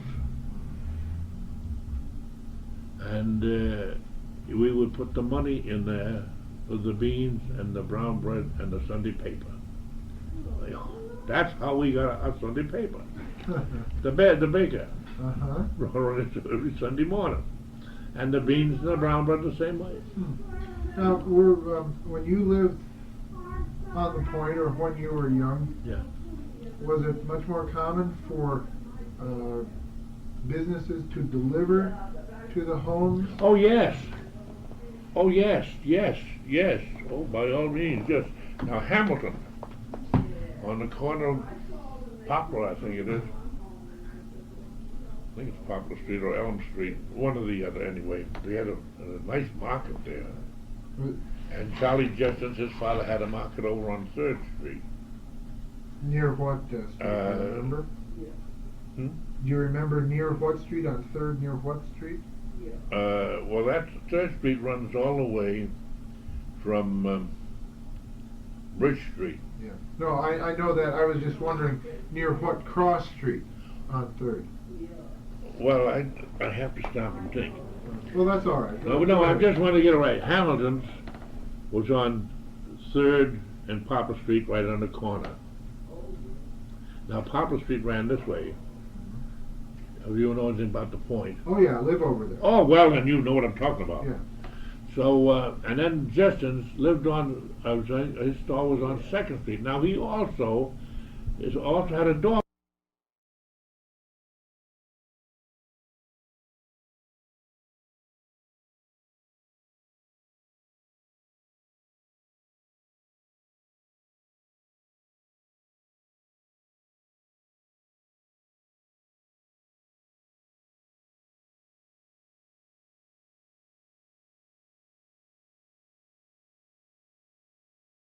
men would come every night and have their supper there, single men and so forth. And after the show was over at night, they'd come out of the opera house, and then you'd see a line outside waiting for a hot dog or a hamburger, or they'd go in and there was a counter around the wagon and stools, and you could go in and get a piece of pie and a glass of milk. Mm-hmm. But in some of the stories you've told me, you've mentioned, excuse me, deliveries from the bake shop and the grocery store. Mm-hmm. Were there other stores, other types of businesses that commonly delivered to? Oh yeah, homes? everybody did. Yes, oh sure. The like Lee's, what used to be the Boston Sports Store down here. That was a big department store. King of McLeod, they used to call it. Then they could, but they owned it, but they called the Boston Store. It was a big store, and of course a lot of the summer people bought there. They'd even deliver a spool of thread. Oh, really? Sure. Excuse me just a minute. Sure. I'm taking water pills. Oh, okay. Where is it? Oh, yeah. Deliveries, you were talking about Yeah, deliveries. there is one or two stores, grocery stores, that still deliver in Newport, small stores. Square Deal down here on Thames Street is one. Yes. And I think there's another one now. We don't have, she just twisted her ankle yesterday. She told me, I spoke with her for a minute before I came in. So, they still deliver. You can call up and they deliver. You have to call up the day before, I think. Did you ever have a job as a delivery boy? Yes. We had on Newport, up on Washington Square, they had a place called the Woman's Exchange. And people used to make cakes and fancy, doilies and fancy hats, fancy clothes and stuff. And they would bring them up there and they would sell them, leave them there to be sold. Well, I used to take when people called up and wanted something delivered, I was the delivery boy. And I rode a bicycle through the bar, and I used to tell you, we used to get 10 cents a package that we delivered. Most of the stuff we delivered, those was cupcakes and bread and stuff like that. They made a lot of lovely stuff. Then my first job I ever had, I worked for a farmer, milkman. And how old were you when you had this job? I must have been about 7 or 8 years old. Of course, it was only a morning job, delivering milk. Dave Brown, he lived out in, I've been to a lot of different places. And I used to go out there at 4:30 in the morning to Bliss Mine Road and meet him, because they had the old wagons in those days. And then I'd go with him, and I'd have a milk route of my own that was all down this section of the city, believe it or not. And I lived up there. Uh-huh. But I think I did that for only just a couple of years, that's all. And of course, this Women's Exchange, I think I was only summer work. It wasn't all year round. It was just mostly the summer. Now, on the point you also mentioned before, I think that there were, salesmen, the whitewash man, the knife sharpener. Oh yes, people yes. who would come to the neighborhood. That's right. That was more common, was it, than today? Oh yes, you don't see that today at all. And there were just, of course, this black man that I'm referring to, there was one or two more, but this fellow I remember well because he lived on Bridge Street. He was the whitewash man. The whitewash man. He lived on Bridge Street, a nice old gentleman. But I can remember, I can hear that bugle. You knew when he was coming. And then you'd stop him. He wouldn't go to your door, but that was to let you know he was around. Yes. See? And did the knife sharpener, did he have the same sort of announcement? Do you have a bugle or some such? Who's this? The knife sharpener. No, bells. Huh? He had bells. He put the well, I could probably explain it to you. It was like an A-frame, wheeled on wire, and he could tip it so he could push it.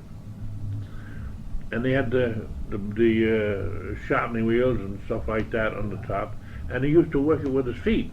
Yes. But he would ring these bells. He went along the street. People would hear him, and he had quite a few customers because he only came in the summertime.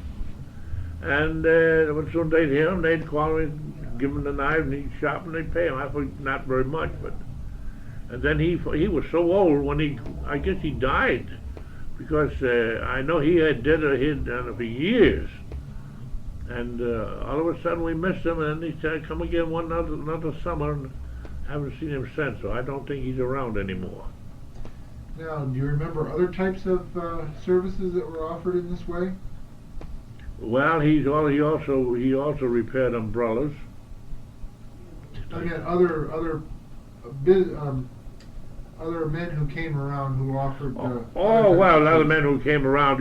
We have vegetable and fruit wagons that came around, fish wagons that came around the street, and. Yeah, they used to do that, and I remember that because I've seen that. But vegetables and fruit. Oh yeah, there was 2 or 3 fruit wagons that did that, even in the winter. Yeah, you'd come around to the house, and they had regular customers, because that's the only way you really got fresh vegetables in the winter. Because in the stores in those days. Didn't have too many because there wasn't the transportation, the Frigidaire and all that sort of thing, trains and trucks, with the freezing units in them. Yeah. They were unheard of. They didn't have anything like that. So if you got fresh vegetables, that's the way you got them. Yeah. I wonder if we could talk a little bit now about your memories of some of these events that occurred in Newport. Part of the project is to try to determine how, if at all, these various events affected the various neighborhoods. So the first one here on the list is World War I. Oh yeah. Now, of course, you were older then. And, yes, I was about 19 years old, I guess. And for part of that, well, you lived on the point a second time. And that was there on the second time. That was actually now, the first time I went, I was living on Burnside Avenue. When you went into the war. When I went into the war, into the service, yeah. I see. And when I came back, see, my father had died in the interim, and when I came home, I didn't have a home when I came back to the States. And my father had been dead. I was up in Yugoslavia, and I got a letter from my aunt. My father had been dead and buried 3 months. I did, of course. My grandfather tried to get a cablegram to me, but of course it had during a war, so I never received it, so I never knew until I got this letter. So then when I came home, I had no home, as I told you, and I went to live with the Kellys, and then I went to lived with the Perkins family, and that was after the First World War. I lived on Burnside Avenue. So you were actually away from Newport then during the entire war? Just about. I was just at the time we went into the war, I was working at the Torpedo Station, and I was also a member of the Fleet Reserve, of the Naval Reserve here, and that place down on Thames Street, which is now the Armory, was originally a Naval Reserve Armory. And they blew the whistles and everything else and called us all down there. We all stayed down there. But it's a funny way how it all happened.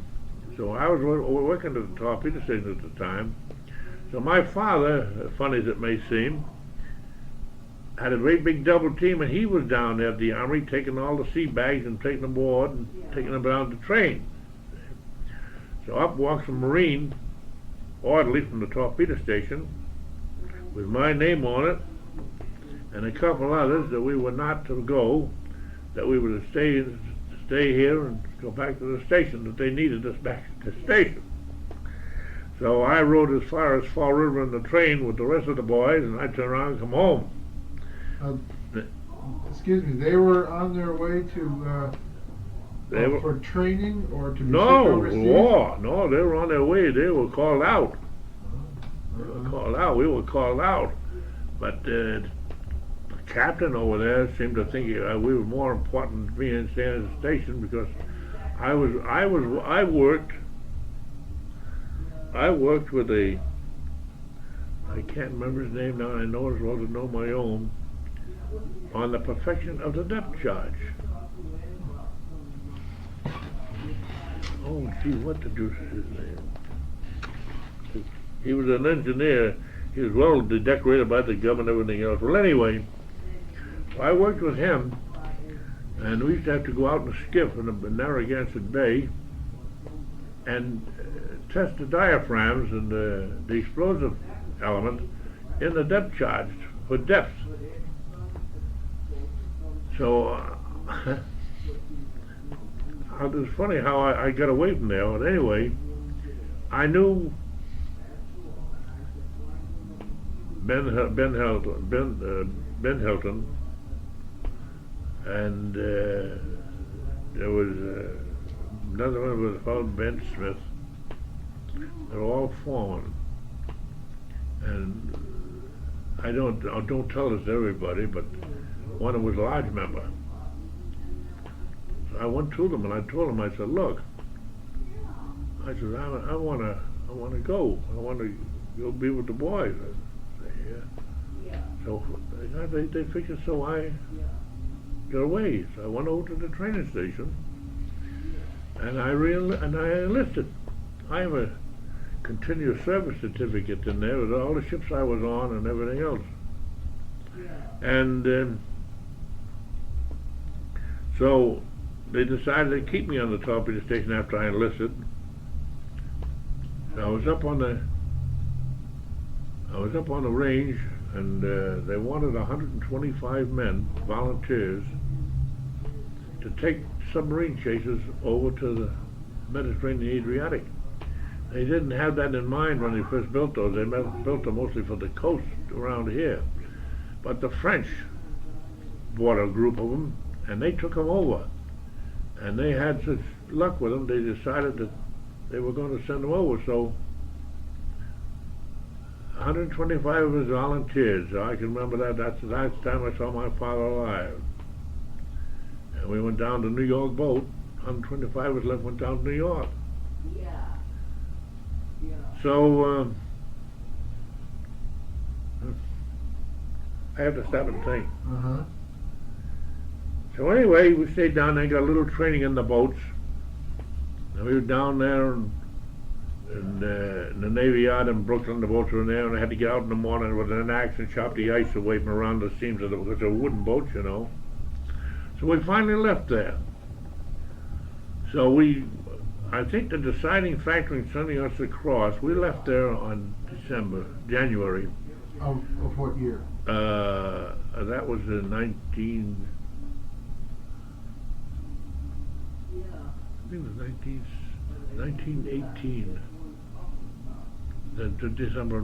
January of 1918. And because we didn't go into the war in 1917. So anyway, we struck a terrific storm off of Hatteras, and all the boats got scattered. We broke down. We drifted into a place called Assateague, Virginia, Maryland. There's two Assateagues, one Virginia, one Maryland. And the next morning, when we looked out to sea, we could see these big seas, and the battle fleet had been had been notified in Norfolk to go out and look for us, so we could see the battleships way out there, and here we are snug inside. Well, that was, I think, was the deciding factor in sending these boats over. So we went over. We left there in March, I think it was. It was in March, because we stopped at Bermuda first, then we went to the Azores, and we had some rather funny experiences. Huh. So let's see. Then most of your World War I experience, of course, was not here in Newport. Oh no, none here. Yeah. None here. Not till afterwards. And how long did you work at the Torpedo Station before the war, or before you went overseas? I would say maybe about a year. I don't remember. That's so far back that I don't read. I don't really read. I know I worked there. Well, before, of course, it was before we went into the war, because I worked with Minkle. Minkle was his name. He was a hell of a nice guy too, and smart. And he perfected the depth charge. He was the one that actually perfected the depth charge. And you worked with him? I worked with him, and one or two others worked with him. And I can't remember their names. Yeah, I remember him very, very well. The fact that he only died here just a couple of years ago, I went over to see him. He had some money in the bank, and because he was too sick to get out and get it, so they called me up, and I brought the money over to him, because I worked in the bank at that time. But anyway, he perfected that, and something else he did.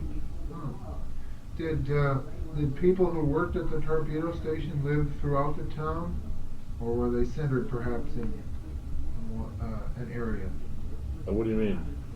Well, the people who worked at the Torpedo Station, Yeah. did they live all over the town? Oh yes, yes. Oh goodness, yes.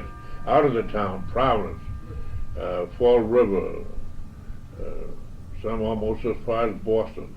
Oh, I see. Oh yeah, they can. Oh sure, because during the First World War, because I wasn't here then, but I know during the Second World War they had over 10,000 men over there working at three ships. Yeah. During the First World War, was there a sudden increase in activity, or I should say, an increase in activity? Oh yes, oh yes. The war in Europe? Oh yeah, there was an increase in activity here, all right, because they had something there. Very few people know about this, but they had before we, I think it was before we went into the war. In fact, I'm pretty sure of it. They had a scheme that would drop a net on the side of a battleship, all around the battleship, or a protective net to keep away from keep the torpedoes away. So they had a barge out there, and they had on the edge of the dock of the torpedo. I even slept. I used to live on the torpedo station. I had the captain's gig over there for a few years, and I slept right in the house where the captain was. But anyway, they had a little experimental shed down there on the end of the dock, and they had this barge out here, and then they would lower this net over the side, and when the torpedo was fired, it would be, as soon as it got anywhere near that net would automatically spring up and turn the torpedo upside down. Oh, I see. But they never used it. Never used it. Yeah. But because, well, you can imagine, I don't know whose idea it was, but I know they did a lot of testing for it. And I used to get a kick out of it, because they tried to fire the torpedo so that it would go through the net, or hit the net, but and they're just trying to get near the net, by some kind of compressed air. I don't know what it triggered, and I don't know how it was triggered, but anyway, this torpedo was thrown right out in the water. But can you imagine a battleship running through the water with all those nets hanging over the side. No, I can't. That's why I don't think it ever came to any. But they tried everything. Now they have electrical torpedoes. Before there was all steam. Now they're electrical. Do you remember any change that occurred in Newport because of the influx of Navy people? I didn't get that. I didn't get that. Do you remember, or were you aware of any change in Newport? Any change in attitude, perhaps, because of the influx of Navy people? No, but I will say one thing which a lot of people don't realize. This country was always pro-German before the First World War, before the Germans decided to sink those transport ships, those big ocean liners. It was more of a pro-German because I don't know why that feeling was there, because my father was German, but that had nothing to do. He served in the American Army anyway. But it seems that there was that feeling against England for some reason. I don't know why. But as soon as they did that, why Germans did that, then those feelings changed right overnight. And that happened here in Newport as well. My father couldn't go for a while there, even though he served in the American Army. He and I was in the service. He couldn't go below the post office because of his German descent until they checked him out. Because once they checked him out, that was a different story. And Ernest Voigt, I don't ever heard that name or not. Well, his son, when the First World War broke out, they sent him. He was in charge of the Naval Reserves. That's why I know so much about that. And they sent him to the battleship Wyoming. And turned around and sent him back home. He never served. No, it was a terrible thing because the guy was a real American. So they sent him back home, and stayed there. And his father, I was on Long Wharf dock the day the German submarine came into Newport with the cruiser Birmingham as an escort for him, before we went into the war, and anchored off of Rose Island. And Ernest Voigt, the father, he went out aboard him. He took out mail and papers and everything else, and of course that was noted. He couldn't go anywhere because that submarine that night went outside off of Block Island and sank 8 ships. Off of Block Island? Off of Block Island sank 8 ships, yeah. And now why did the submarine come into the bay? Well, you see, we were a neutral nation. We weren't at war. I see. You see, they came in again. They give them just so long, get mail and so forth, and she went right out. See, it was a move when you stop and think of it. That she came in here, and just stayed enough to get things, just in time to get out there to get those 8 ships. Goodness. Well, that must have been quite an event in Newport. Well, it was, because it destroyed American destroyers out there. Boy, they went out there, tried to rescue people, you know. Oh, yeah. Did many people change jobs because of the war? Oh, I wouldn't say so. I wouldn't say so, no. Well, I know a lot of them did, because they went to work for the government, which gave them more money. But now people where they worked, if they worked in a store, like a clothing store, been there for a good many years, and unless they were a draft age or something, why most of them stayed right put. Did you know many people who joined the services? Oh yes. Well, it's a funny thing. You know Jimmy Heidler? No, I don't. Well, Elmer Cottrell, the stone cutter, he was with me. Harry Horgan, a man known the Opera House, he was with me. And there was a fellow named Schuyler Murphy who lived downtown on Dennison Street. He was also with me. And Jimmy Heidler, he's well known in Newport. When the Austrians signed the first peace treaty, they signed first the Radetzky and the Zerini, two Austrian battleships, and some submarines and some, well, they call them torpedo boats. They were turned over to the United States.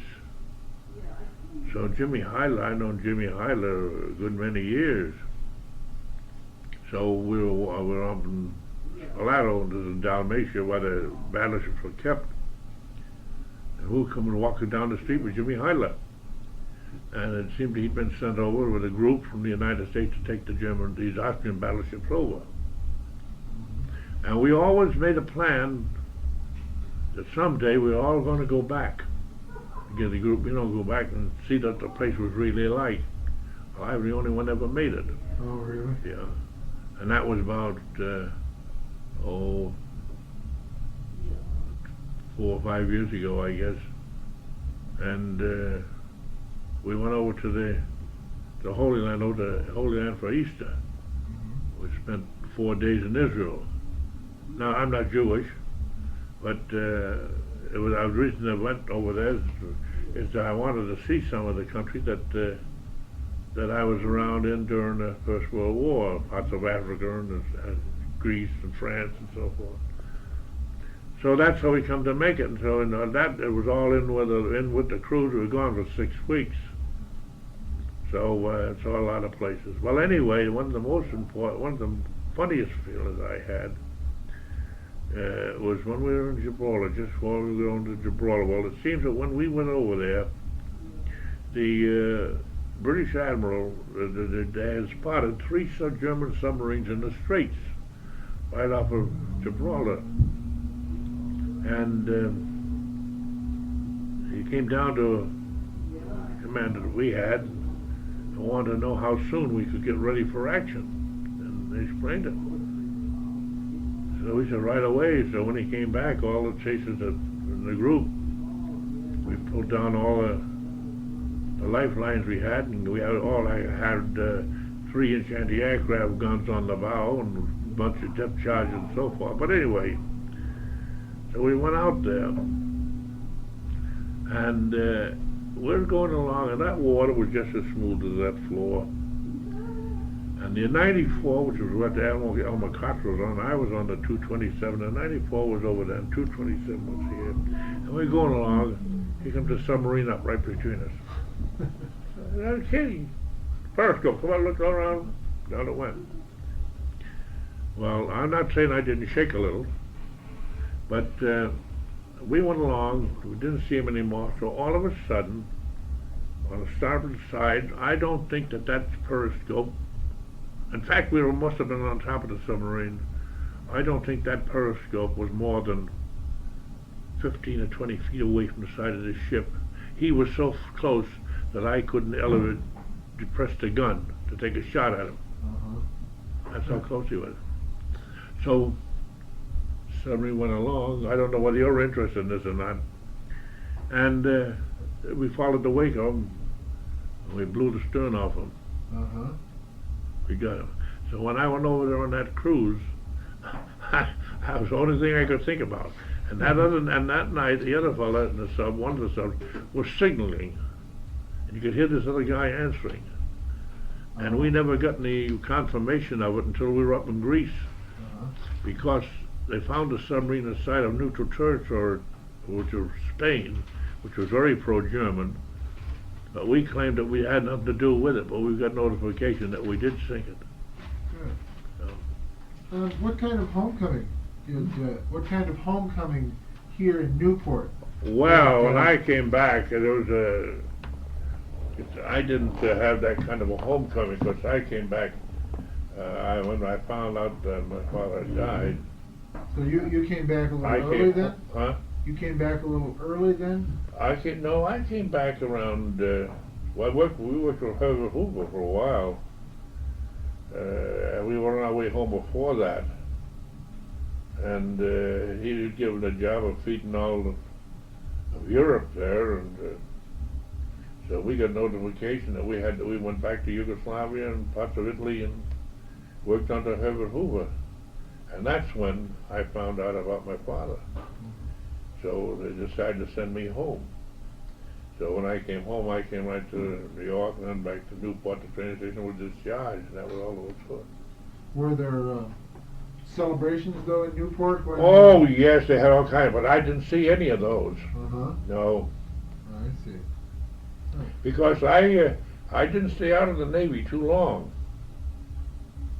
I was out just so I went back to Torpedo Station, but I was dissatisfied with the pay and so forth. So they wanted me to.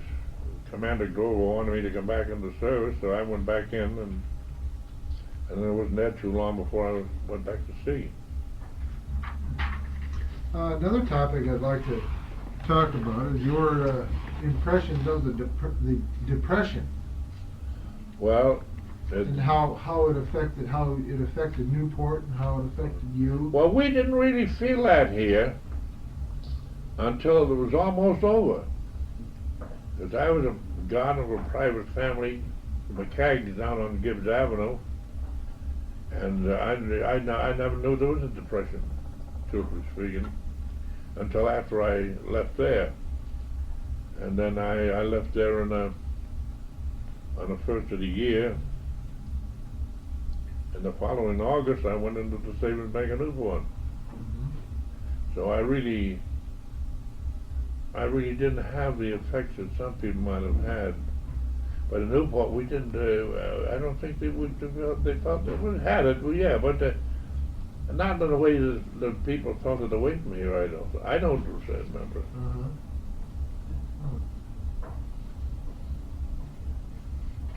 I wonder about Prohibition. How did that affect Newport? Well, let's say that this was a rendezvous for rum runners. Mm-hmm. And you could get anything you wanted if you had the money to pay for it. And Do you know of any? Did you know of any speakeasies at the time that were oh my operating? God! Yeah, there was. Well, I know of them. I never was in any of them because I never was a drinker. Mm-hmm. But I know a friend of mine who, on one of the biggest states, one of the rum runners loaded up his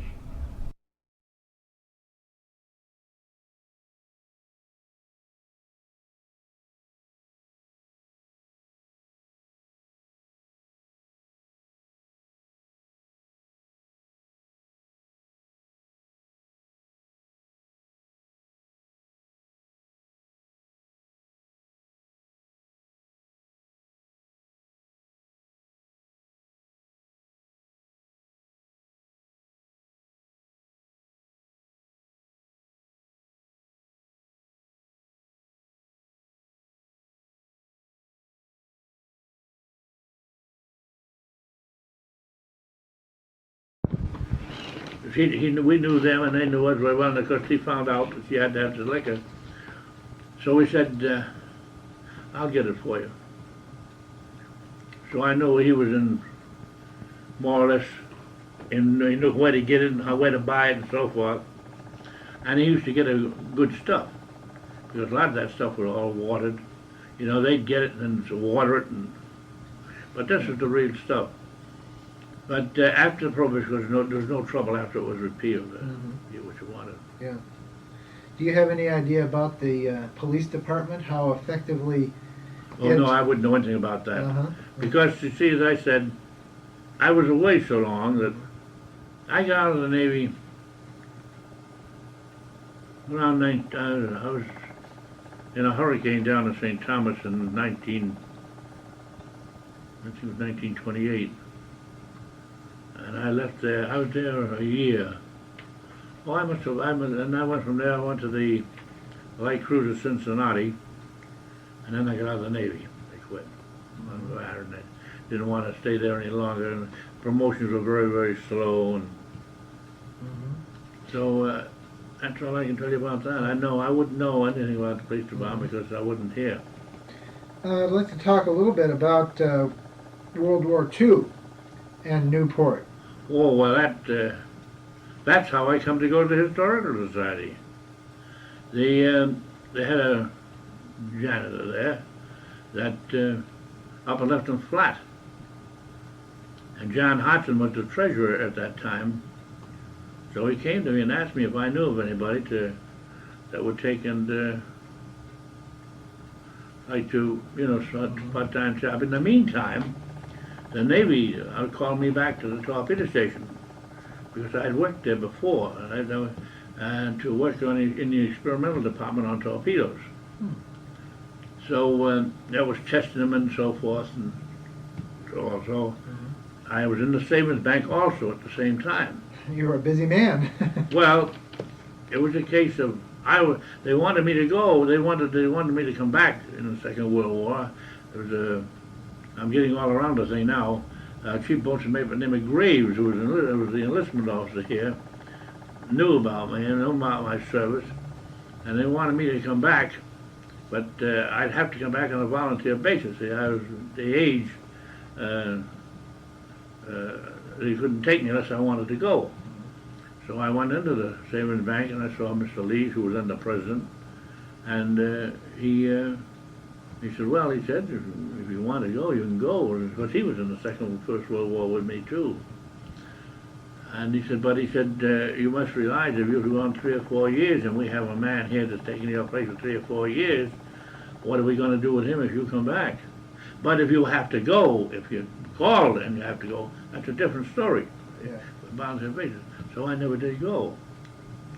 But I stayed and worked over at the Torpedo Station, almost a year, I guess. Mostly night work.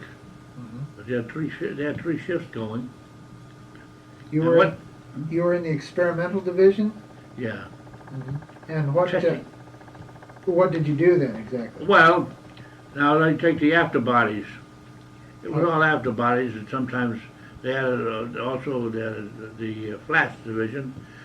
But the afterbodies is where we used to put them in the tank and run the motors, test them out for leaks and stuff and so forth. Then they would join them together and send them up to the torpedo range to be tested. I told you I was range master up there for a couple of years, and when they fired them, we used to chase them. And I had an old coast boat, torpedo boat, I guess you'd call it, built by Hershop. We had 18-something during the Spanish-American War time, I believe. And so I was in charge of her, and of course she made pretty good speed. And we used to run up to follow the torpedo up the range. Lots of times they'd sink.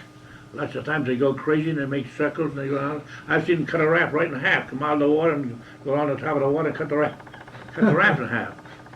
But that's what I say. John Hodgson asked me if I knew of anybody that would would have a part-time job or a full-time job. And then he explained it to me. This was 1940. So I said, well, I didn't know offhand. And so I said to him, well, what about somebody part-time? Oh, he said, would you take it? And I said, no. I said, I'm not interested. He said, we should help us, because it was hand firing. Those days, 2 boilers. One was steam, one was hot air. Oh, so you were to be in charge of the boilers then? Yeah, I was in charge of the whole building. I see. So that's how it turned out. Yeah. It didn't start off like that, but that's how it turned out. So I said, I don't know, John. I said, I'll have to talk it over with my wife, because I've got 2 children, as you know. I said, and I don't want to put everything on her. And I came home and told her, no. I said, if you want to help me, I'll go ahead. This was supposed to be in the winter. I ended up being there 40 years. I got interested in the work. A lot of antique, the old grandfather's clocks and stuff. I was up there the other day, and I could come back tomorrow if I wanted to go back. And I could do the work, but my eyes are not that for fine work. Yeah. And that's what made me leave, because I went to put a tube in the socket one day and got a shock because I couldn't see what I was doing. So that settled it. So I quit. When during World War II, the town was inundated by sailors. Did you have any experiences with how that affected the town in a positive or a negative Well, way? I would say, well, of course, the town was full. No question about that. And no, I wouldn't say outside of it. I'd say the town was full. Yeah. But you know, at one time over the training station across, which a lot of people have forgotten, there used to be a regular naval training station over there, and the recruits used to take and go through Newport every Thursday, carrying field pieces, dragging field pieces and everything else. I don't know how many miles, but they walked all the way from there, all around Newport, and walked all the way back. Was this a matter of training?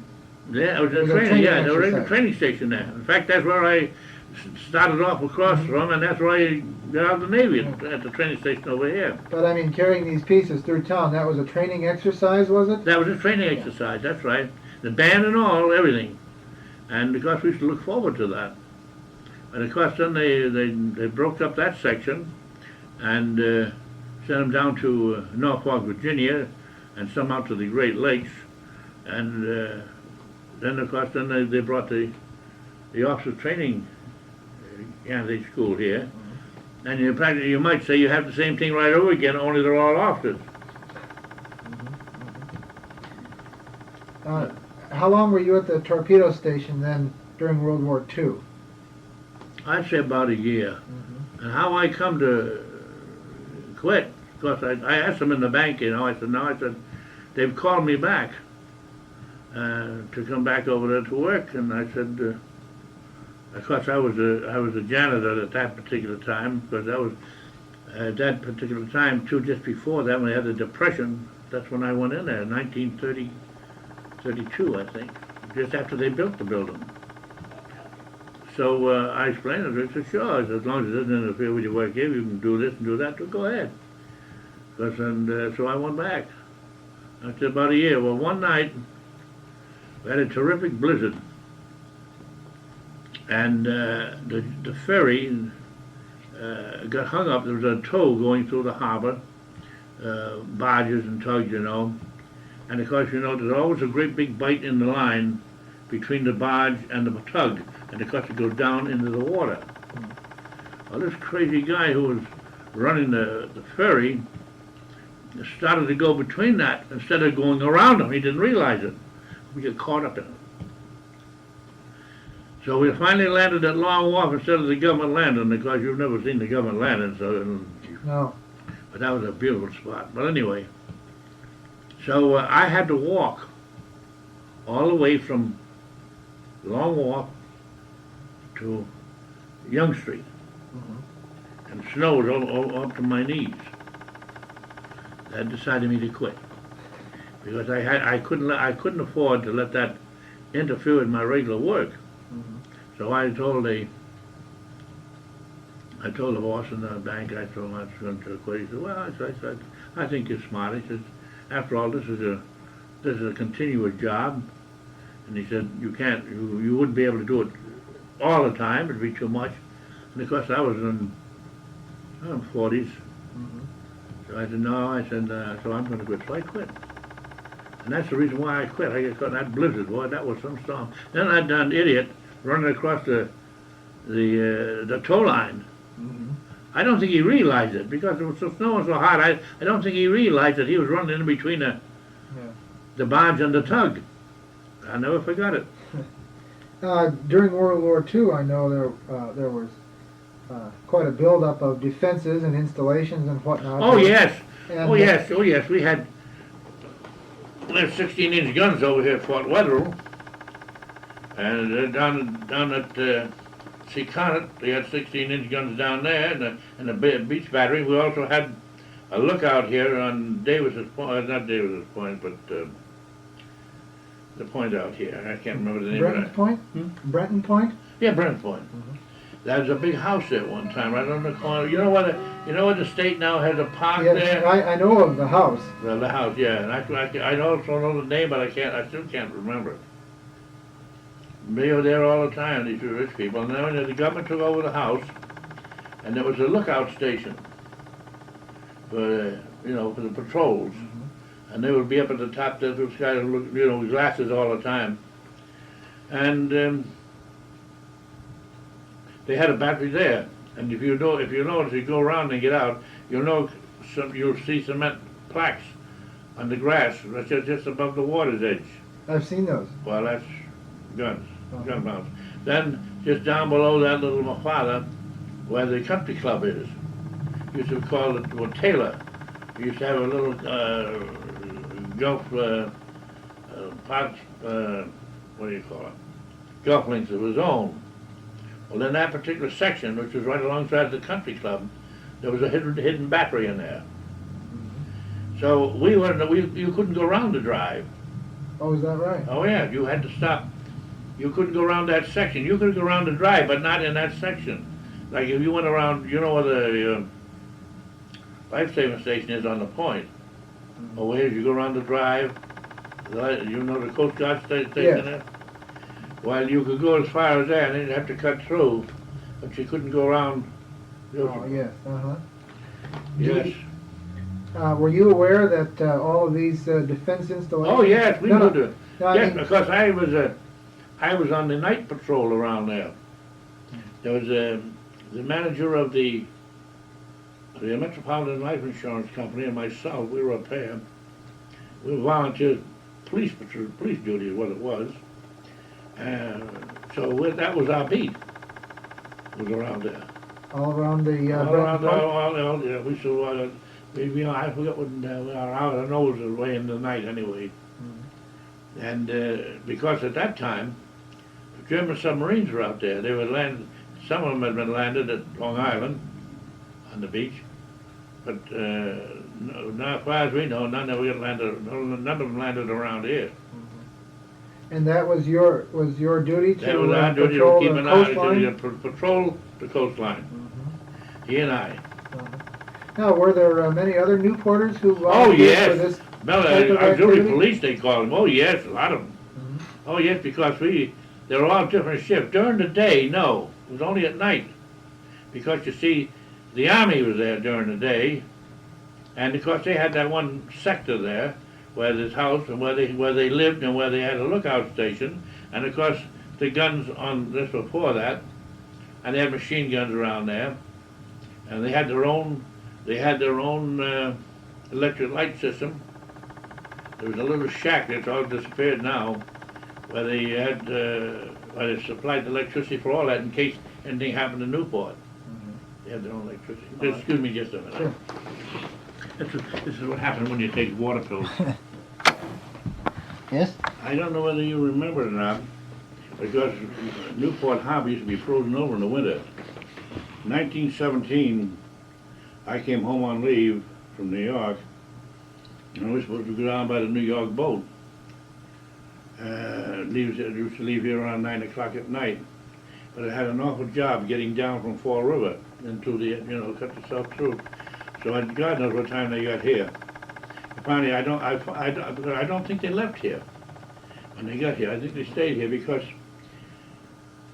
we couldn't get down by boat and get back to our ship. So we had to wait till the next morning and take a train out of Providence, and we got a slip from the conductor, explaining everything. So it was all right. But when I was a kid, I think of it now, New York boats used to have big hawsers. They used to run from the ship, and they had spiles out in the harbor, and they used to keep the boat away from the dock, Yes. Well, we used to swing on that in the winter. We all frozen over. We used to go out there and sit on those things and swing on them. Kids, yeah. Uh-huh.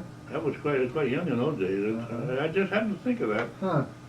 Yeah, because also that hotel that was over in Jamestown was taken across Newport Harbor on a sled, Yes, The harbor's all frozen over. I've been told about that. That's right. Mhm. And that's that hotel is the one that's, of course, I guess it was much smaller in those days than it is today. But they dragged it all across the harbor on the ice. Mhm. And that's the one now they're going to make a condominium, I think, out of. Yes, yes. In World War II then, did you or any of your friends know many of the people in the Army who were out on Brenton Point, who were defending? No, oh no. No, there were no local, Mhm. no local boys out there. No part of the Army, but no, I know no locals. Yeah. But did you know any of the? No, because you see, nobody. You couldn't get near the place for one thing during the day, Mhm. and of course it was all barricades all around it, and I guess the police kept a pretty good eye on it too, because as I said, there was a battery.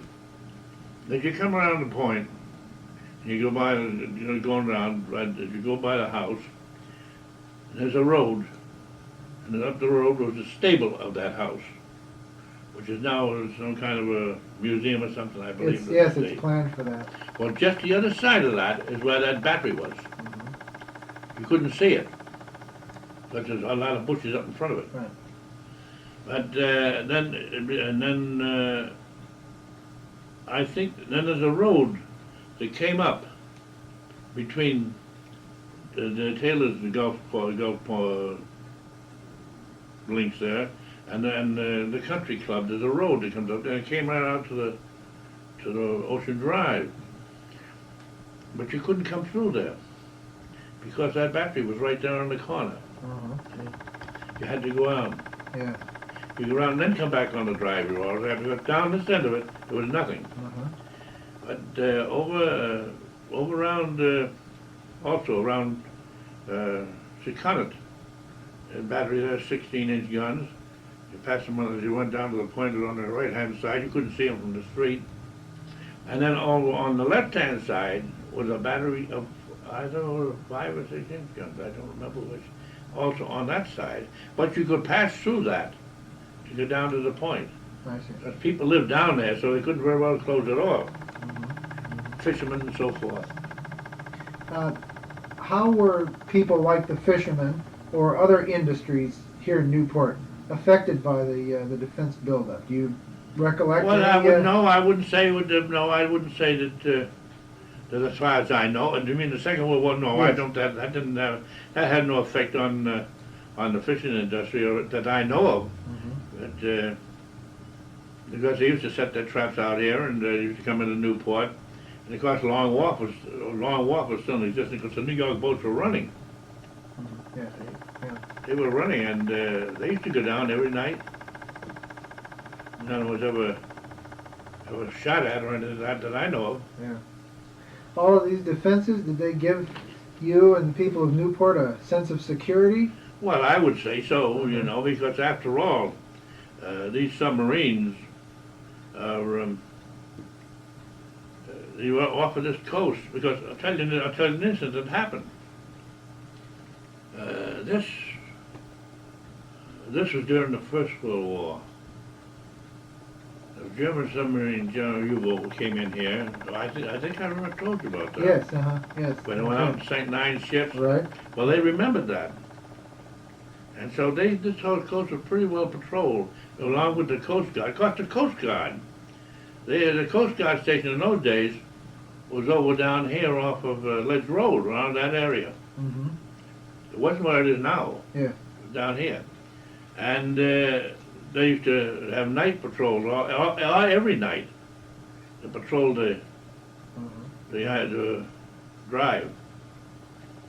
No, Do you think that all of the defenses perhaps made some people feel that Newport was more of a target now?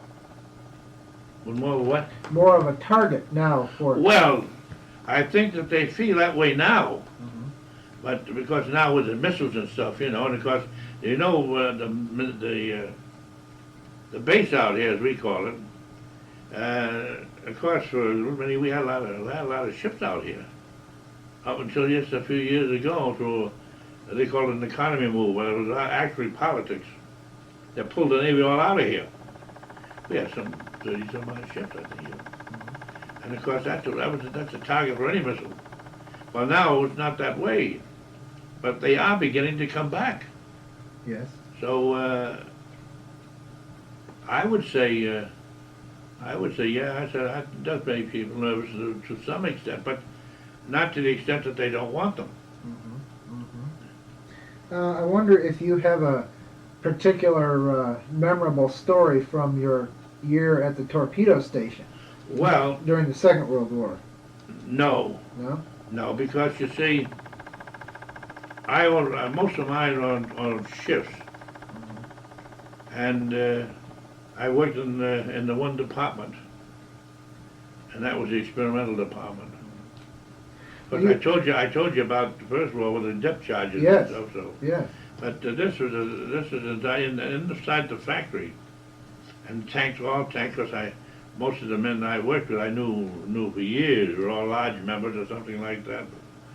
But no, I wouldn't say that I don't remember anything Well, the torpedo. except that being caught on that ferry. Yes. Well, that's how you went to and from the Torpedo Yes, Station. from the Torpedo Station. Oh yeah, there was no bridge there. There was no And- causeway. And where was the landing site here in town? The landing was at the government landing. There was ferry slips there.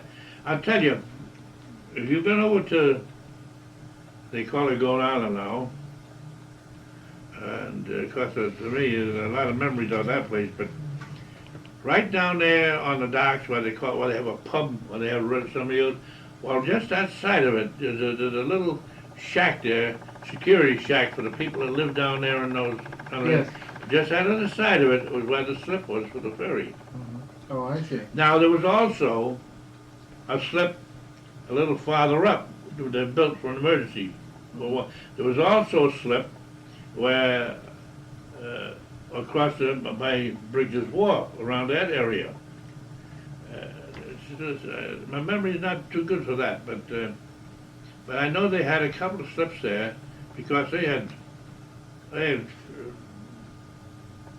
as I say, three shifts a day, 24 hours a day. And they're bound back and forth, and of course the materials going back and forth, the steel and all of that sort of stuff. And Well, it was certainly a busy place then. oh, it was very busy. It was very busy. And you know, a funny thing about that, the Navy. I tell you about the torpedoes not hitting and so forth. Well, you just mentioned it. Well, I also they had what they call the gyro department there, of course, which is you might as well say the main part of the engine of a torpedo, because it keeps it balanced and it keeps it regulated. The gyro does spins, you know. Yes. So, now what am I going to say? Something I was going to tell you now. Okay. Well, you'll think of it again. Do you remember perhaps how many employees were Oh, at the yes. Torpedo Station? Oh, yes. Oh, I know I was going to say. Oh, yes, Okay, over yeah, go ahead. 10,000. 10,000? Oh, yeah, at least that, 10, 14,000. Well, that was a busy place. Yeah. Well, you would never know that we're looking at it now. I've seen photos of all the buildings. Oh, yes. What were you about to say then? Before? I don't know what I told you this or not, but you know, the Navy never knew. Did I tell you that before about the Navy never really knew what the cost of a torpedo was? No, you didn't. Well, anyway, course, the Machinist Union over there was made up originally all of Newporters or people in this area. And they always get along very, very well with the Navy Department. Because the Navy, some of them tried to figure that it was a civilian job, and it never was. It was always under the control of the Navy. And after the war, because we had people coming in, they were terrible. They used to walk around the island, go around and bring books and go into the latrines in there, and they'd sit and they'd read for half an hour or so and come out, give the magazine to somebody else, and that's what happened. And of course they had officers going through the factory, but anybody who see them coming, they'd pass the word along and keep busy. Well, anyway, the Navy knew all this, and then of course during the Second World War, the torpedoes coming out of the torpedo station here weren't doing so good, and they found out that somewhere around Chicago, out that area somewhere, American Can Company, they had women. They're doing the same work some of these men have been doing for years. Now, it wasn't the old timers that was causing all this. It was the new ones coming in that didn't know exactly. They were just looking for a job and good money. During the new ones who came in during the Second World War? This is all Second World War, yes. And these women out the American Can Company, their torpedoes were scoring more hits than the torpedoes. That is the story that's told. Than they were hit the torpedo station at Newport. So they wanted to find out exactly what it cost to make a torpedo. Now it seems funny, but they claim they never did know from Newport just exactly what it cost to manufacture a torpedo. Well, the Machinists Union, we had a mayor here, Mayor McCauley, who was an old shipmate of mine. I was in the Navy with him. He was mayor. And the Machinists Union, which was then, at that time was made up of 3/4 of people out of town, people who had used to work well, machine operators and so forth, and they came into Newport, and of course they dominated the Machinists Union, and the government wanted to find out exactly what it cost, so they put out these cards, because they realized that this man on this machine was being coached by the man on this machine. That's actually how it was happening. But they even get up on their arms, they voted, they held a meeting, they voted, and they voted all day and all night to whether they should put all the data on these cards. Well, if they had them, they would have weeded out those who weren't really good at it. You know what I mean? Yes. And so they voted not to fill the cards out. Well, the Navy was just waiting for this.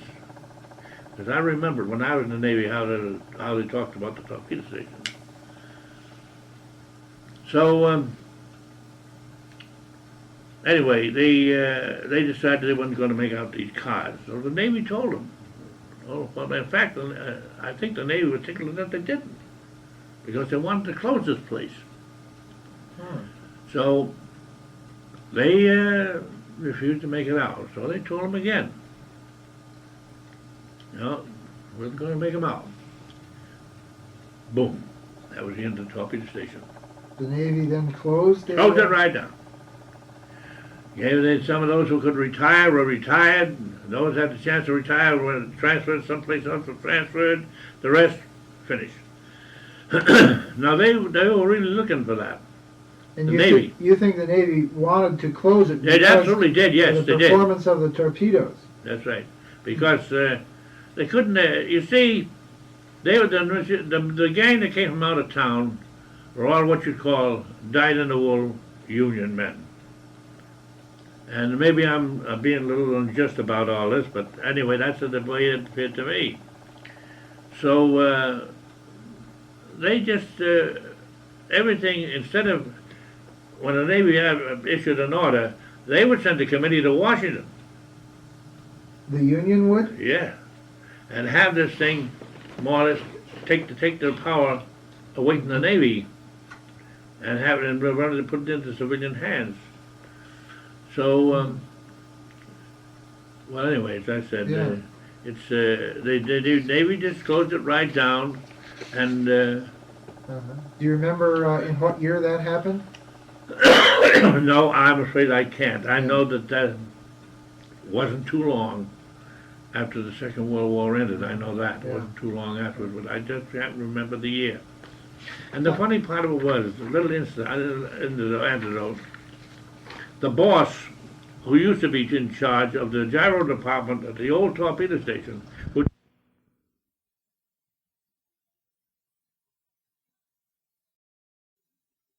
boy, I don't know whether you ever heard of Mr. T. Shaw Safe? No? Well, she's a very wealthy woman. She lived down on the cliffs down there.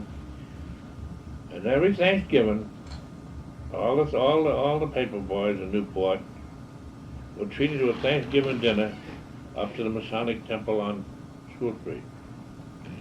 He did that every year. And the people around here who had money, nobody in Newport ever had to go without if they knew it. You know, there's many of those people that things, food and coal and stuff like that would come to us. This I know to be a fact, and they never knew where it came from. You see, Newport, in years ago, now if you were a gardener or a butler, and you had a son or daughter, 9 chances out of 10 they were sent to college by the people they worked for. It's interesting. That's right. You know, the real rich, they were never snooty. If they knew you, they always knew you. I know Mrs. John Nicholas Brown and Mrs. Harold Brown, my first wife, were very friendly because we all belonged to Manuel Church.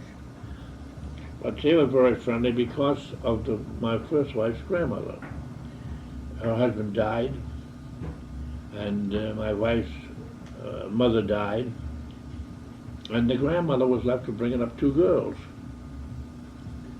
And Mrs. John Nicholas Brown, Miss Harold Brown, used to stop up over room so I have tea.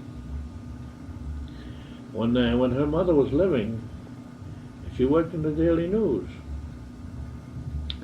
And when she was coming out, if she was walking down Thames Street and Mrs. John Nicholas Brown and Mrs. Harold Brown, either one of them saw her, they'd pick her up, put her right in the carriage and take her home. You see, those are the kind of people that they were. There was no income tax, and they did an awful lot of good. They did over them, but with other people. Mm-hmm. Now, down on the estates, in particular in the winter or fall, some gardeners worked longer than others. If they were greenhouse men, they probably worked all winter. If they were outside men, they didn't.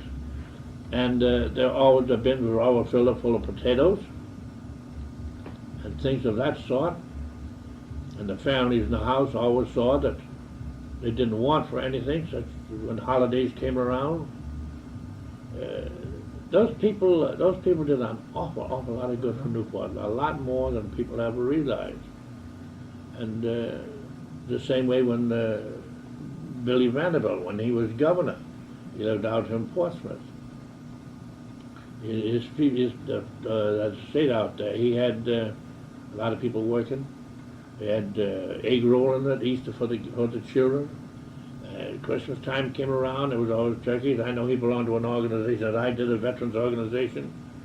And if we were going to have a turkey raffle, he'd donate all the turkeys. And they helped get turkeys, and the children got clothes at Christmas time. Besides, no doubt they got money also. I mean, the father was very, very generous, those people. And a lot of people never realized it, but they realized it after they left. And after the thing stopped, because then they have all these things now who come up, and before there was none of that. Now, about when was that the summer colony began to leave? When what? When the Bellevue Avenue crowd. Well, I think it all started I would say between the First and Second World War, because you see, during the Second World War, a lot of these estates, a lot of people didn't realize it, but a lot of that money that those people had couldn't be touched. It was what do they call it now? It was left for one generation to another. Now, when John Nicholas Brown died, everything went to the oldest son. When Mrs. Harold Brown died, who was the sister of Mrs. John Nicholas Brown, she told my wife that she would love to leave some to her niece, but she said, I can't do it. It all has to go back into the Brown family. So a lot of those people, it was really a hardship for them because they just couldn't do it. And then, of course, during the Depression, a lot of them got wiped out because in those days, the children weren't taught to go out and make a living. They'd go to college and they'd have a place in the business and that would be it.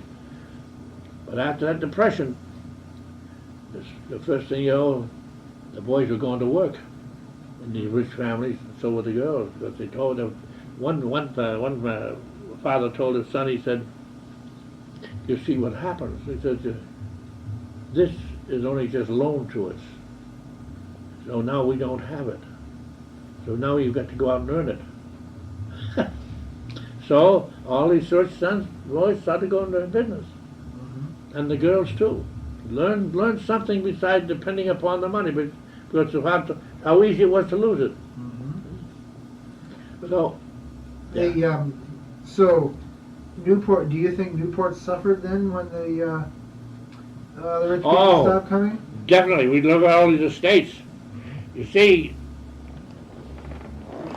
I don't know how true it is, but they tell me that during the Second World War, if you had $1 million income, the government took about $850,000 away from you. Now, these people understand. Some of these people had 2 and 3 farms. Now, that meant a lot of work. A lot of people had to work. And the houses down here, now you take on, what's the name? Wetmore's. I can remember when we used to have 10 men on the grounds alone, just 10 men, around 15 to 20 people in the house. Well, in the last few years, we've had 2 men on the grounds, maybe 3 men on the grounds. And in the house, maybe about 5, maybe 6. So, you see, that income tax, when they raised that income tax so high, they just had to stop. They couldn't do the things they did because the money, all they were allowed to live on was the interest of that money. They weren't allowed to touch the principal. In the will, it's definitely stated that they could not touch the principal. They lived on the income. So, of course, when there was no income tax, they had plenty of income, and they had farms, things of that sort. And of course, you can see it here in Newport, where they used to have these great big Cadillacs and so forth, riding around with Fords. Were you aware of these changes? Oh, yes, you could see it. As they were occurring? Oh, yes, you could see it. You could see it. Because the younger people didn't want to come to Newport to live in these estates because they couldn't afford it. It was too much. It took too many people to keep them up. Now, most of the estates, Preservation Society has it. How was the unemployment of Newporters affected by that? Well, I don't know. I can't really answer that except to say that because it does affect, because we used to have, as I said, on some of these estates, 10, 12, 15 people working on the grounds outside, and maybe 10 of those would be working all year round. And it's the same way when the greenhouses used to have 4, 5, 6 men in there working in it, because the greenhouses were extensive. They grew all kinds of melons and grapes and everything you can think of. In fact, when we used to have, the veterans used to have a dance. We used to borrow the ferns, the palms from Widener's, places down the avenue. But you could all those kind of things. But yes, I would say that, because you don't find those kind of men in the business anymore, because there's no room for them. At least that's the way it looks like to me, because I'm a life member of the Horticultural Society, and I've been a member for quite a few years, but it isn't the same. It isn't the same as it used to be. We used to have all kinds of flower shows in Newport. You don't see it anymore. No. So yes, definitely it has changed an awful lot. A lot of the old gardens are all dead. None of the new ones can take their place because they don't have the training. See, most of these gardeners, and most of the friends of mine, they're all Scotch. Got all their training in England and Scotland and places like that. They didn't get the training here. They were trained over there, and they got training. So when they came here, they knew what it was all about. Because I had friends with a good many of them. Now, you had mentioned before about the contact that you've had with the the rich crowd, as helping your father delivering and working Yeah. as a gardener. Yeah. Do you think that you were unusual in that you had so much contact with these people? No, because no, because when I grew up, why I've been very friendly with a lot of them. Now, for instance, George Dye, who was the gardener for August Dolan, Donald Fraser, who was people over here. He just died just a couple of years ago, a year or two ago. And there's all kinds of them, I can tell you. There's some are English, some are Scotch. And no, because they were young when I was young.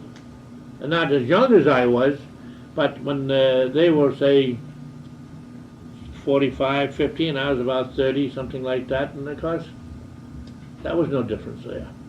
Were you aware that other people in town had as much contact with the summer colony as you? I don't think there might have been, but I doubt it. And I'll tell you why. Because I was all every day in the summer, you know. Oh, I'll tell you something else too. That very few people realize. Even these guides going around didn't know it till I told them about it. Doris Duke, when I was a young man, her family lived on Narragansett Avenue, down towards the cliff. Now, if you go down towards the cliff, and you look on the right-hand side, I'm pretty sure you'll find a great big iron fence all the way around in one part of the state. Unless they've taken it down. I haven't been down because I can't drive anymore, so I don't get around like I used to. But and her money came from the Duke tobacco. Remember how they used to roll her own, you know? Yes. Duke's and Little, that's where it come from. Well, on in her front yard, and around in front of the front door, the driveway around, the circular driveway, was a big black bronze bull donated Duke's mixture. That was the name of the tobacco. So one guy to me said, "Gee, Eddie," said, I wish you'd come with. I wish you'd take a job with us." I said, "Listen, just the time I want to go someplace will be just the time you want me to do something." So I said, "No." Well, so I told him, one of my friends who was guiding, I said, "No," I said, "Here's something that very few people know," and I told him about this bronze bull. It's not there anymore. But that's where Doris Duke used to live. That was her home there until she built this place down the Empty Avenue. So, Huh. That's interesting.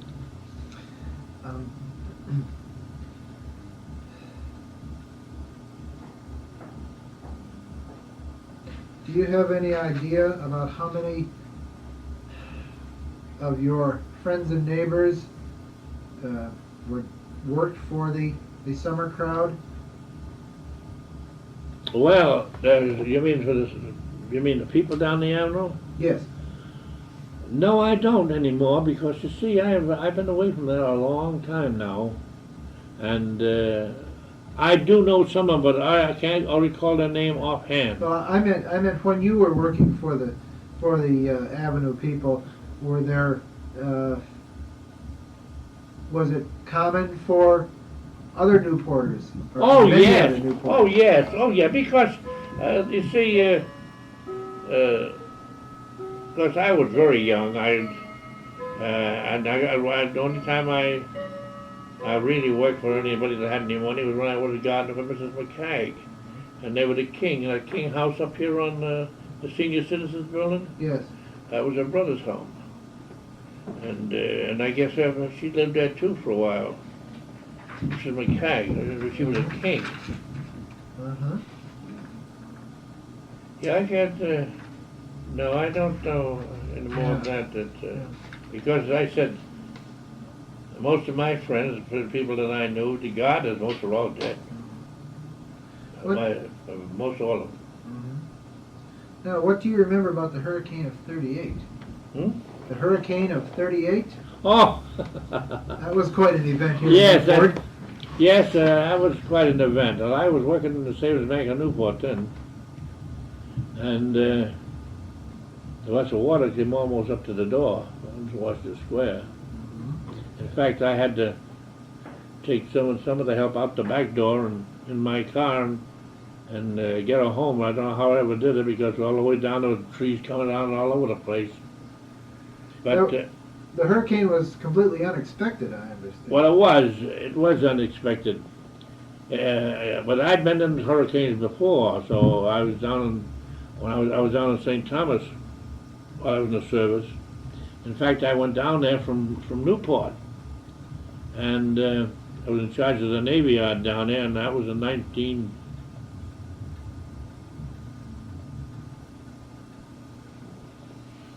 That was before 1938. So I got out of the Navy in 1932, 33, and that must have been around 1927. Yeah, 26 to 27, because I was married in 25. So it was around 1926 or 27. I was in a hurricane down there, and I was in it for 3 days. I saw the cutest thing happen. Of course, I was on the island, the Navy Yard. There was the barracks there, and of course, they were built for hurricane purposes. And of course, right down the doorway at 7 o'clock one morning, there was a gasoline storage. Another big storehouse over here. And a gust of wind came along, just like almost turning it into night. And it just lifted that whole building right up in the air. Took it right up, right down. I heard it crash down the yard down there, and never disturbed a drum of oil that was in the building. So I 38. So I'd been in a couple of them before. I was on one was the Langley when we just missed one down with Steve with her, and so when this started coming, I could tell it. Did you see anything like that happen here during the 38 hurricane? Well, the only thing I saw my tree in the backyard come down, and I saw the park by the senior citizens place there up in Picnic Park. Picnic Park, yes. I saw all kinds of trees come down there across the street and everything else. But I wouldn't say that anything unusual. So what did you do then when you knew that a hurricane was coming? Well, we said not much we could do. It just, like a damn fool, if I must say so, I got my wife and the kids and went around the drive in the car, showed them the water. So it didn't seem that bad to me, truthfully, because I'd been in before, and we saw that that big house. There's a name for it too, but I can't. I could see the surf breaking over the top of that. So I said to my wife, I said, I think we better get out of here. So we went home. And the water in the house down at the bottom of the hill there, you see the furniture washed across the street. Oh, gee. How long after the hurricane was Newport still disrupted by it? Oh, not too long. Oh, is that right? I wouldn't say so, no. Of course, they went right to work and cleaned up all the trees. As far as the building was concerned, of course, there was a young nurse drowned over here during that hurricane. She saved a child, but she drowned herself over there by Green Bridge. Green Bridge, now what is that? Around the drive. So Oh. you know that bridge as you go across the... Yes. They call it a bridge. Uh-huh. Well, that's she lost her life. She saved the youngster. I don't know how that ever happened, but she saved the youngster anyway, and she died. She drowned. She could drown. But as far as getting back into shape, didn't take him too long. We didn't get, of course, down on the waterfront, down on those places. Especially down on the Long Wharf and those places, they looked quite a bang. A lot of the boats were up on the road. But it didn't take long to clear it up. And most people simply went to work on whatever. That's right. That's damage. right. Uh-huh. Was there any volunteer groups of people who? Oh helped yes, you, everybody. Oh sure, everybody. Of course, that's back in '38. This is '84. Yes. Oh yes, people volunteered to help. To get things straightened out. And of course, there's a lot of money flown in there too for them. To pay for it. But Now, when you said that was back in '38, did you mean that there was more initiative by people to Well, we've had one volunteer to since, help? we've had one since then. No, I mean, it seemed as though you were saying, well, of course, back in '38, everyone volunteered to help. Is that what you meant? Well, yes, well, they always do. Around this town, when anything goes wrong like that, you don't have, everybody gives a hand. Unless something that they can't do, you know. Yeah. But they've always been, Newport's always been very helpful with each other. It's lots of these things that have happened now, like houses, people get burned out and stuff like that. And it always seems that somebody comes around and tries to help them out. This is the beginning of the fourth interview with Ed Limmer. Okay, what were you saying? You know where the condominium is going up down Long Wharf, did I tell you? Well, there used to be a boat shop there. Oh, Right at the very end. yeah. And when we were children, we used to go and swim in there.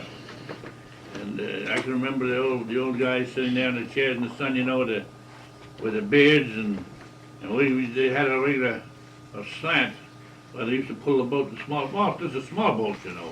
And they used to pull them up, bring them in the boathouse. Well, we used to dive off there. The water was only about, at high tide, about 6-7 feet. Mm-hmm. And I just happen to remember that. Uh-huh.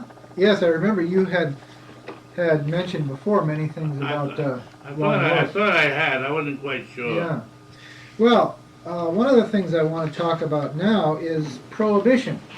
Oh, what Prohibition? Well, How I you don't- and Newport were affected by Prohibition. Well, I'll tell you, I was in the Navy at that time, and I was away from Newport a good deal of the time. And I was in charge of the Navy Yard down in St. Thomas, and of course that during Prohibition time. Mm-hmm. And of course down there we had a, I won't mention any names, but this is a French, they have what they call the Cha-Cha village down there. It was all French Huguenots in St. Thomas, and he used to work for me over in the Navy Yard. And at one time he was about to make himself in the Coast Guard. Of course he turned out to be St. Thomas's chief rum runner. So around here, I do know of certain things that happened. I had friends that was running liquor, you know. One was a very good friend of mine. In fact, we were very close. He was a Scotchman, and he was in charge of one of the big estates down here. And one time they approached him and they wanted to know if they could store liquor in the stables, but the people weren't here. They were in New York or away somewhere. Who approached him? Do you know? Hmm? Who approached him? Well, I don't know. I do know some names. I hate to mention them. Mhm. And so they came to him and wanted to know if they could take and store some liquor in the stables, which is stables and what cost. In those days it was horses as well as automobiles. Yeah. So he said, what I don't see, I don't know. So I take it for granted they did store liquor there. Mm-hmm. And I don't know how many cases. And that's down near the cliffs. Oh, uh-huh. Do you remember which estate? Yeah, I know the estate. Oh. Well, was If I gave you the estate, anybody here would know who the gardener was. I see. So I don't, he's dead now, and and then I know there was in fact, I met the man's son the other day over to the Sheraton. We grew up together, and I hesitate to name names, you know what I mean? Yes. Because I don't know who's going to ever go into this thing. And but anyway, he was mixed up in it. Oh, there was a lot of them mixed up in it. It was common then in Newport for people to... Oh, I wouldn't say common, but quite busy. Mm-hmm. Because there was a lot of them that were mixed up in it, and there was no question about it. They had very fast boats, and they used to go out here at night. And of course, Newport has a lot on the ocean front. There's a lot of small places where there's beaches. Yes. And that's where they used to land a good deal of it. Never brought into Newport. It always landed on the shore somewhere out on the drive. I see. Or Bailey's Beach is a place, because that's a big beach. Easton's Beach is another place. But they didn't pick those places as they did these small individual beaches. Mhm.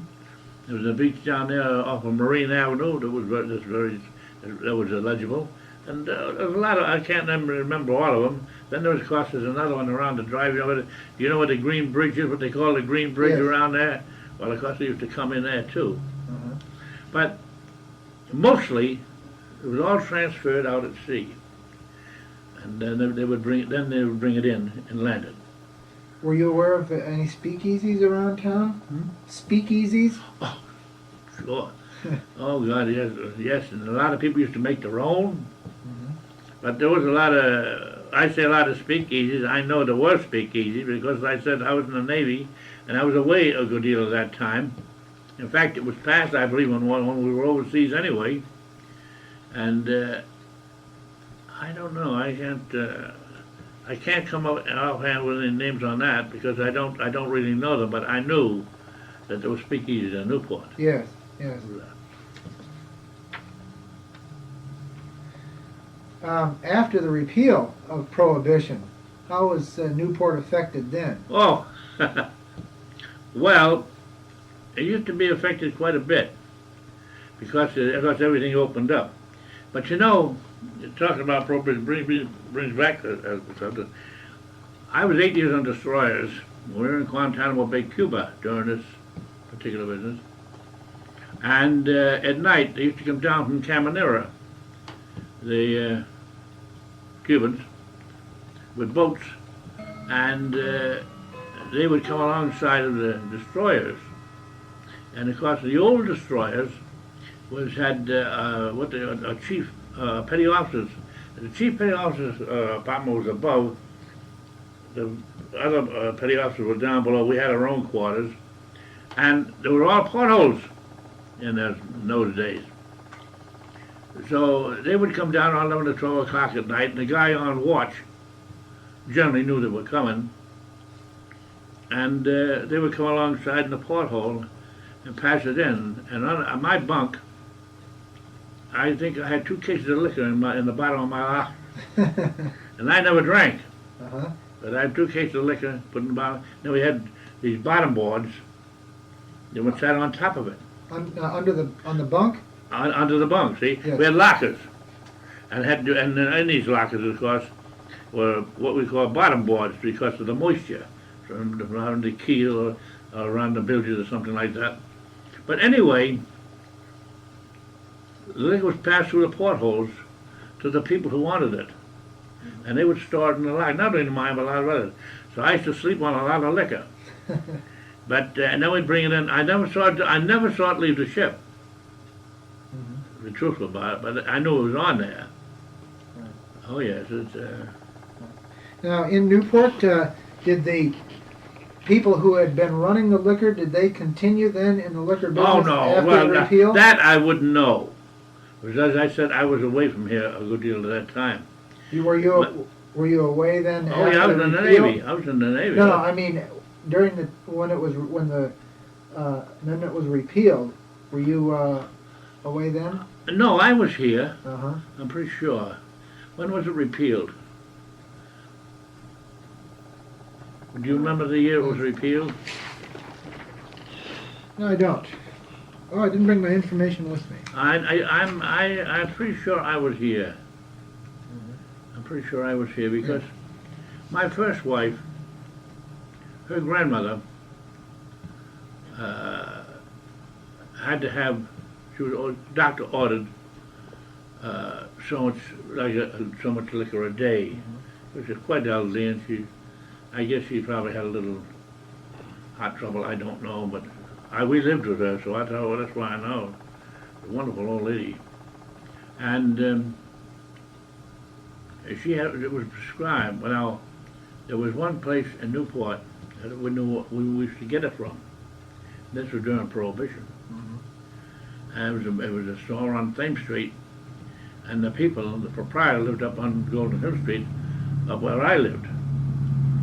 And he knew about, of course, you could go to a drugstore and get it by a doctor's prescription during Prohibition. Anybody could go, if it had a doctor's prescription, you could go to the drugstore and buy your liquor. Yeah. What were you Well, saying? now, this Captain Beach, who was the son of the Captain Beach who was in charge of the torpedo station when I was over, I lived right in the house with him. The boat's crew, what we call the gigs crew. You probably know about that. Yes. And their apartment house, that house was all torn down. It's right in front of a Revolutionary fort that was right in back. Now I don't know, I haven't been around. I don't know whether that's still in existence or not. No, the But fort isn't. there's a Revolutionary fort in back, and the house that's here, and then the boat slip was right over here, and we had to keep the gig in a bar on a raft right alongside the boat slip. Well, this Captain Beach, he was in charge of the torpedo station. Well, his son, during the Second World War, wrote that book about the torpedoes. Oh, uh-huh. He was a submarine commander. Uh-huh. Yeah. Well, he would know about torpedoes. And he was in the war car. He was in Annapolis when I was with his father. So he became a captain in charge of in submarine service, and he was the one that wrote this book about these torpedoes. Huh. So it's in book form also. It's Captain Beach wrote That is interesting. it. So that's. You mentioned the Navy pullout, the pullout of the Oh fleet. yeah, that was. Well, that's another topic that we want to discuss. Well, it was actually they called it Macon, but it was a political move. They dragged them out of here. They sent them down places down south. They couldn't even get They couldn't even get to the docks. There was no housing down there. They just pulled them out. And they were terrible. Now this is what they tell me, because I wasn't down there, so I don't know. But I do know when they left here. They just kept pulling them out and sending them here, and and there was no place for them. That's why I think it was all political. I don't think it was for the economy, because why would you take and pull out a bunch of people? Look at those houses out here now that just laying there. In the Anchorage? Yeah. Yes. All those houses, all those all that Navy property out there. Look at, they're just beginning now to fix them up. Yes. Yes. Well, why? Because it's all coming back again. Now, why would they go ahead and take and pull out all these ships, all these people, and then spend millions of dollars to put them in houses down there, when they've already got it here? Yes. And you got to the ocean, an entrance to the ocean, and in 15 minutes you're out there. In some of these places, take Norfolk, Virginia, it takes you almost 2 or 3 hours to even get out of the channel. I've seen battleships go aground and going in and out that channel. That's how much room there was. Oh, yes. And I could never see that. Now they've decided they're all start bringing them back, some of the new ones, 2, 3 at a time. I think over there now there must be at least 5, 6 ships back there now. And now they're all beginning to build all. Now you know they're coming back because they've spent millions of dollars out here. The young man up here on the second floor worked with them out there, putting those houses in condition. Oh, that. So we know they're headed back. Well, it's the quickest place. Why not take New York? You take Philadelphia. I've been to both Navy yards. Look how long it takes a ship after it leaves the Navy yard to get out in open water. Here you're right there. So to me, I think it was a political move. I can't see anything why they saved any money. In fact, they spent millions to try to get them established down, and they never did, actually. Well, I know certainly most people felt that the effects of the departure of the fleet were very negative. Well, it was in this respect. It's just like years ago, people used to say, well, what would Newport do without the torpedo station or the training station as far as that goes? Of course, we had, excuse me, we had an awful lot of servicemen here. And of course, the economy in Newport, of course, will depend a lot on that. So they thought. Well, when they found out the Torpedo Station was leaving, what are we going to do now? What are we going to do? That was the first thing that came into their mind. They wasn't sad. They used to holler about the rich people down the avenue. That new industries would come to Newport, and Newport would be this and that on account of the rich. They were keeping them out. Wasn't so. It was just somebody spreading some kind of a rumor. But no, I cannot see where it was any advantage to the government to pull those ships out of here. Now, how were you affected by the departure? Well, I was when I got out of the service, I went to Washington and got out. I was married, and my wife had a dependent sister that couldn't work, and the grandmother that we live with, she died. So the promotions were too slow, and I couldn't see staying in there for another 4 or 5 years and not get anywhere. So anyway, I decided I went to the captain aboard the ship. We came up. Well, he knew about it too, because while we were in Hayti, when the wife's grandmother died, his mother died. So we had something in common, because he sent telegrams. He got one and I got one. So when we came to Newport, Ambassador Herrick had died in France, and the Cincinnati was detailed to meet the ship at sea and escort the body back into New York, was on the liner, which I understand. And so he said to me, he said, we're going into Newport, we're going into Melville to get oil. When we came up from Hayti, he said, so you go home, because I had the first division on the Cincinnati. Now, you're talking about when you were in the Navy? Yeah, I'm talking about the way things worked out. So I came home, and I could see the conditions, the way things were going to be.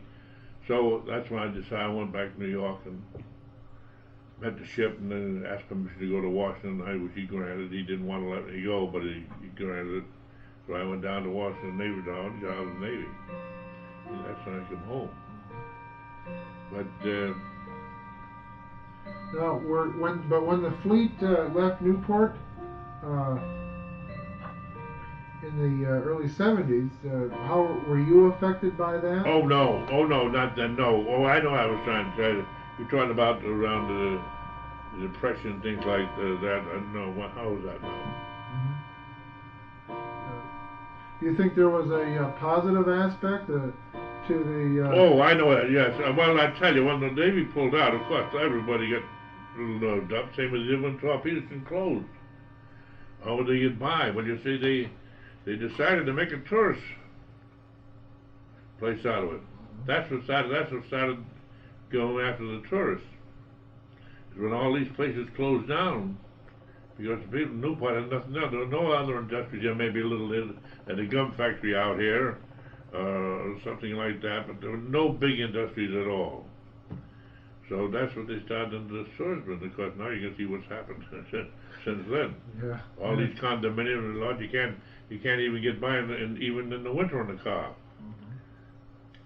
Were you aware of any government agencies that tried to smooth over the departure of the fleet, that tried to help the citizens of Newport? Well, not only the fact that the Navy explained it. It was a more of a economy move, and this and that had to be done, this and that, and so forth. Just to take and split up in other words, the fleet. Of course, when I was in the Navy, we all had squadrons. I was in the 9th Squadron, there was another Squadron 25, and so forth and so on. The scouting fleet was in the Atlantic, and the battle fleet was in the Pacific, with two distinct fleets. And we used to meet and have maneuvers down in warm waters somewhere in the winter. But no, I can't. I don't think there's anything unusual about it, except for the fact that we're all concerned. Because some of those men were old enough to retire and could retire, so they retired, and they gave a lot of them a chance to go to the underwater ordnance station, which is practically a second torpedo station. Yeah. Because they said they do the same. They fire torpedoes up there, test them on the range, as far as I know. You mentioned earlier in one of my earlier visits about the some of the America's Cup boats. Oh, What do you remember about the America's Cup? Well, of course. You told me you had a photo of. Oh yeah, left in the Lipton, Historical is that right? Society. I gave it to the Historical Society. Sir Thomas Lipton, Yes. standing on the quarter deck of his yacht. Mm-hmm. And I'll tell you where it is. If you go down to the Marine Museum, you come down here, and just you get down the landing, looking right at you. So. Now, you met him then, did you? No, I never met him, but it's autographed. And I'll tell you how I come by it. Mr. Champlin, who was the treasurer, we had treasurers of we didn't have vice presidents and all we have today. He was a treasurer, and he used to have a lot of these estates that used to fall into his care, and I used to take and look him over and take care of him, on his own, because. So anyway, we went over to this estate. I'll tell you where it is. If you go down Harrison Avenue, and you go around, and you'll come on your right-hand side as you get down by, what's that place now? That museum they got over there. On Harrison Avenue? On Harrison Avenue? On Harrison Avenue. Way around, Onassis. Oh, yeah. Well, anyway. I know what you. I can't think of the name either. I can't say no. I know the name of it. I know my own. And you go by there, and you come down. There's a big red brick wall. Then there's a turn as you go down to the ice cream station. Yes. See? Right out of the red brick wall, way in back there was a big building. Beautiful building. And I don't know whether it's torn down now, or whether it's still there, or whether they've done it, but anyway. So he had charge of that. Or do something with it, sell it, or I can't tell you, I don't know. Well, they left behind a lot of stuffed animals. I got a great big bald eagle, and there was and this picture of Sir Thomas Lipton was there. I guess I must have had about, I had 2 pheasants, all stuffed. God knows I had a bunch of stuff. Anyway, they all came out of that building. They were all left there for some reason or other. I don't know why. And they were only going to be deteriorated, so he said to me, he said, I want to take them home. Because I had 2 boys. I said, sure. So I took them home. And I don't know, I think there's some down in New Jersey now. And my paper boy, when I lived up on Spring Street, he lived across the street. I sent the eagle that high, so perched, and everything. So my oldest boy, he didn't want it anymore, so I said, he brought it back home, so I gave it to the boy across the street. I don't know whether he still got it or not. If he is, he must be married by now. Were you ever involved in any of the America's Cups in any way? Well, only to the fact that I remember them very well. And Vanderbilt, of course, who gave the marble house to the Preservation Society, he was one of the skippers. They were what they called the 90s. Well, they were big boats. They were big boats. And then, of course, now the boats that they use to race now are much smaller than what they were in those days. So the destroyers, when they were here, used to take out people of Newport who wanted to see the races. All you had to do was be sure you get a get your name on there and get a slip. So we went out. I went out to all three of them, I guess. But it's a long day, and if it's an exciting race, it's fine because we used to be between the boats and the what do you call them? Spectator? Pleasure boats. Yes. They were in between the yachts and pleasure boats, so we were right on the inside, and we followed right along, all around the course. Just kept back from them, of course, but kept everything out. So we had beautiful sights, but it doesn't make a long day. And particularly if the wind isn't strong enough, sometimes they cancel a race, you know, need to go out the next day again. Was there any particular one of the challenges that you remember best? No, I wouldn't say so. Of course, we used to go down the docks here and whether in Manchester, Pinnacle, Manchester, and the other place that was just sold. We used to go down the piers. The challengers would tie up there, you know, and we go down, look and take pictures of them and stuff like that. But no, not of the '90s. No, I just remember. Yes. I've seen them, of course. I mean, and of course, Herschel built. They were built right up here up here in Bristol. Yes. Yes. What do you think was the main contribution of all these America Cup races to Newport? The millionaires themselves. Oh yeah, the yacht club, New York Yacht Club, because no poor man could get into that, anything like that. Yeah. But I mean the contribution to Newport of the fact that the races were held here. Well, it may be in some respect like dinners and stuff like that, but no money. No, they furnished and had the entire expense of them building those boats, and then the cost, you know, when you take these crews, they would hire some of these big mansions around here and hire their own cooks. They'd have I would say probably a crew anywhere from 15 to 20, if not more, to take care of the boats and race them. And that was all voluntary. There was only, as far as I know, there was only two paid men on the boat, and that would be the captain, who was a paid captain, not the guy that does the steering, but the other guy that had charge of keeping the boat, you know, taking care of the crew and stuff like that. But no, that was quite an expense. Some of them here almost a year before they raced. Newport made a lot of money.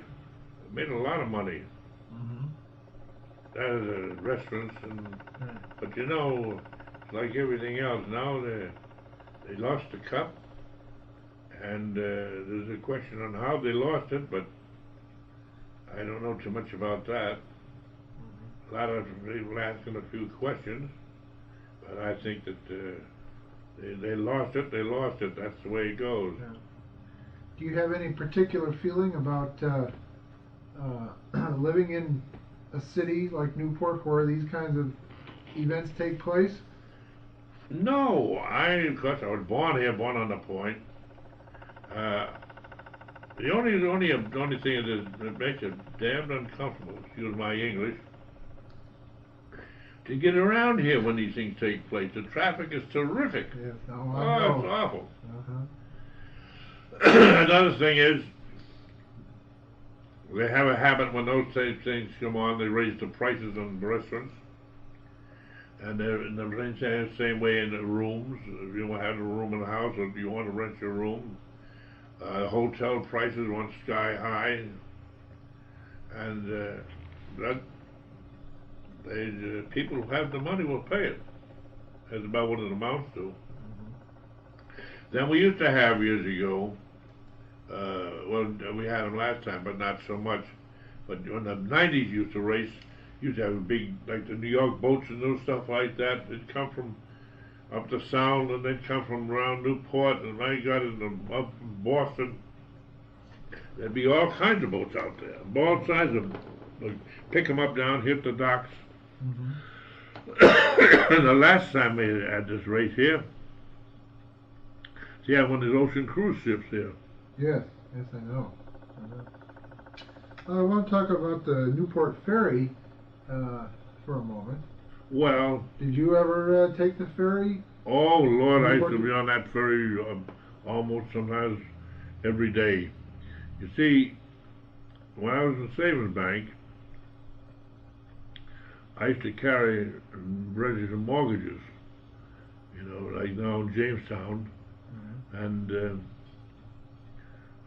I'd have to go to maybe sort of have 2 or 3 mortgages, maybe only one, and I'd have to take them over, same way to City Hall, Little Compton, Bristol, all those places. And I'd take the mortgages and I'd have to go through the records to see that there was no liens against the property before I put them on record. Yes. And so that's how I come to use the ferry an awful lot. Oh, I see. And I used to kid them. They didn't want to see that Jamestown Bridge, that Newport Bridge they call it. Yes. They didn't want to see that because they were afraid of their jobs. Right? Yes. But they had nothing to be afraid of because what they did, they offered them jobs on the bridge Oh, really? instead of on the ferry. Oh, sure. And there was only, maybe, let's see, 1, 2, 3, 4, maybe about 6 or 7 men on a ferry at a time. You know what I mean? Working the ferry. Yes. And of course, on the bridge, that's almost 24 hours a day. Well, the Jamestown ferry didn't run 24 hours a day. In the winter, it ran less than it did in the summer. So they offered them jobs because some of them are retirement age, and they just didn't want to let go. Which, of course, they had good jobs, and the job wasn't too much for them. They wanted to stay, but they had to retire. When did the ferry run? Do you remember? During the Well, they used to start. I think the first ferry, I think it's around 6:20 in the morning, because how I remember that. I used to run both of my boys over to college. They come home on the weekends, you know, and then on Monday morning around, I'd get the 6:20 ferry, and I'd take them over to the Rhode Island, and then coming back, I'd pick up the boss. He lived in Jamestown, and so I'd run him right up to the bank. That was every once a week. So. No, and then they ran in the summer every half hour. I see. And then the winter time was every hour. Was it ever inconvenient?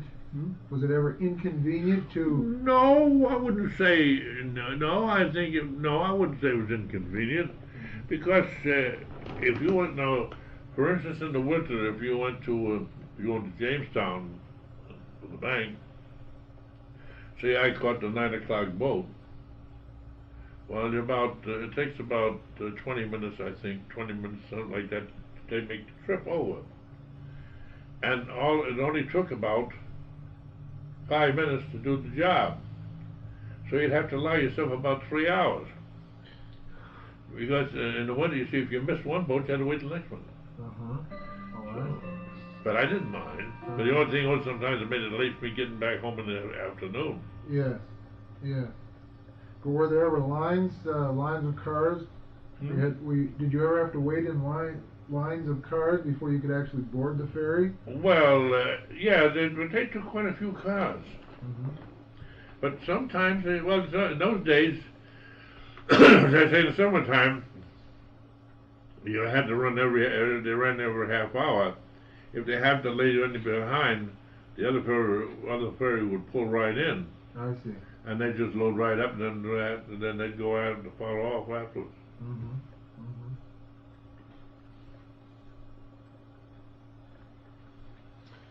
Okay. Well, Mr. Limmer, I think that's about all. Well, that's good.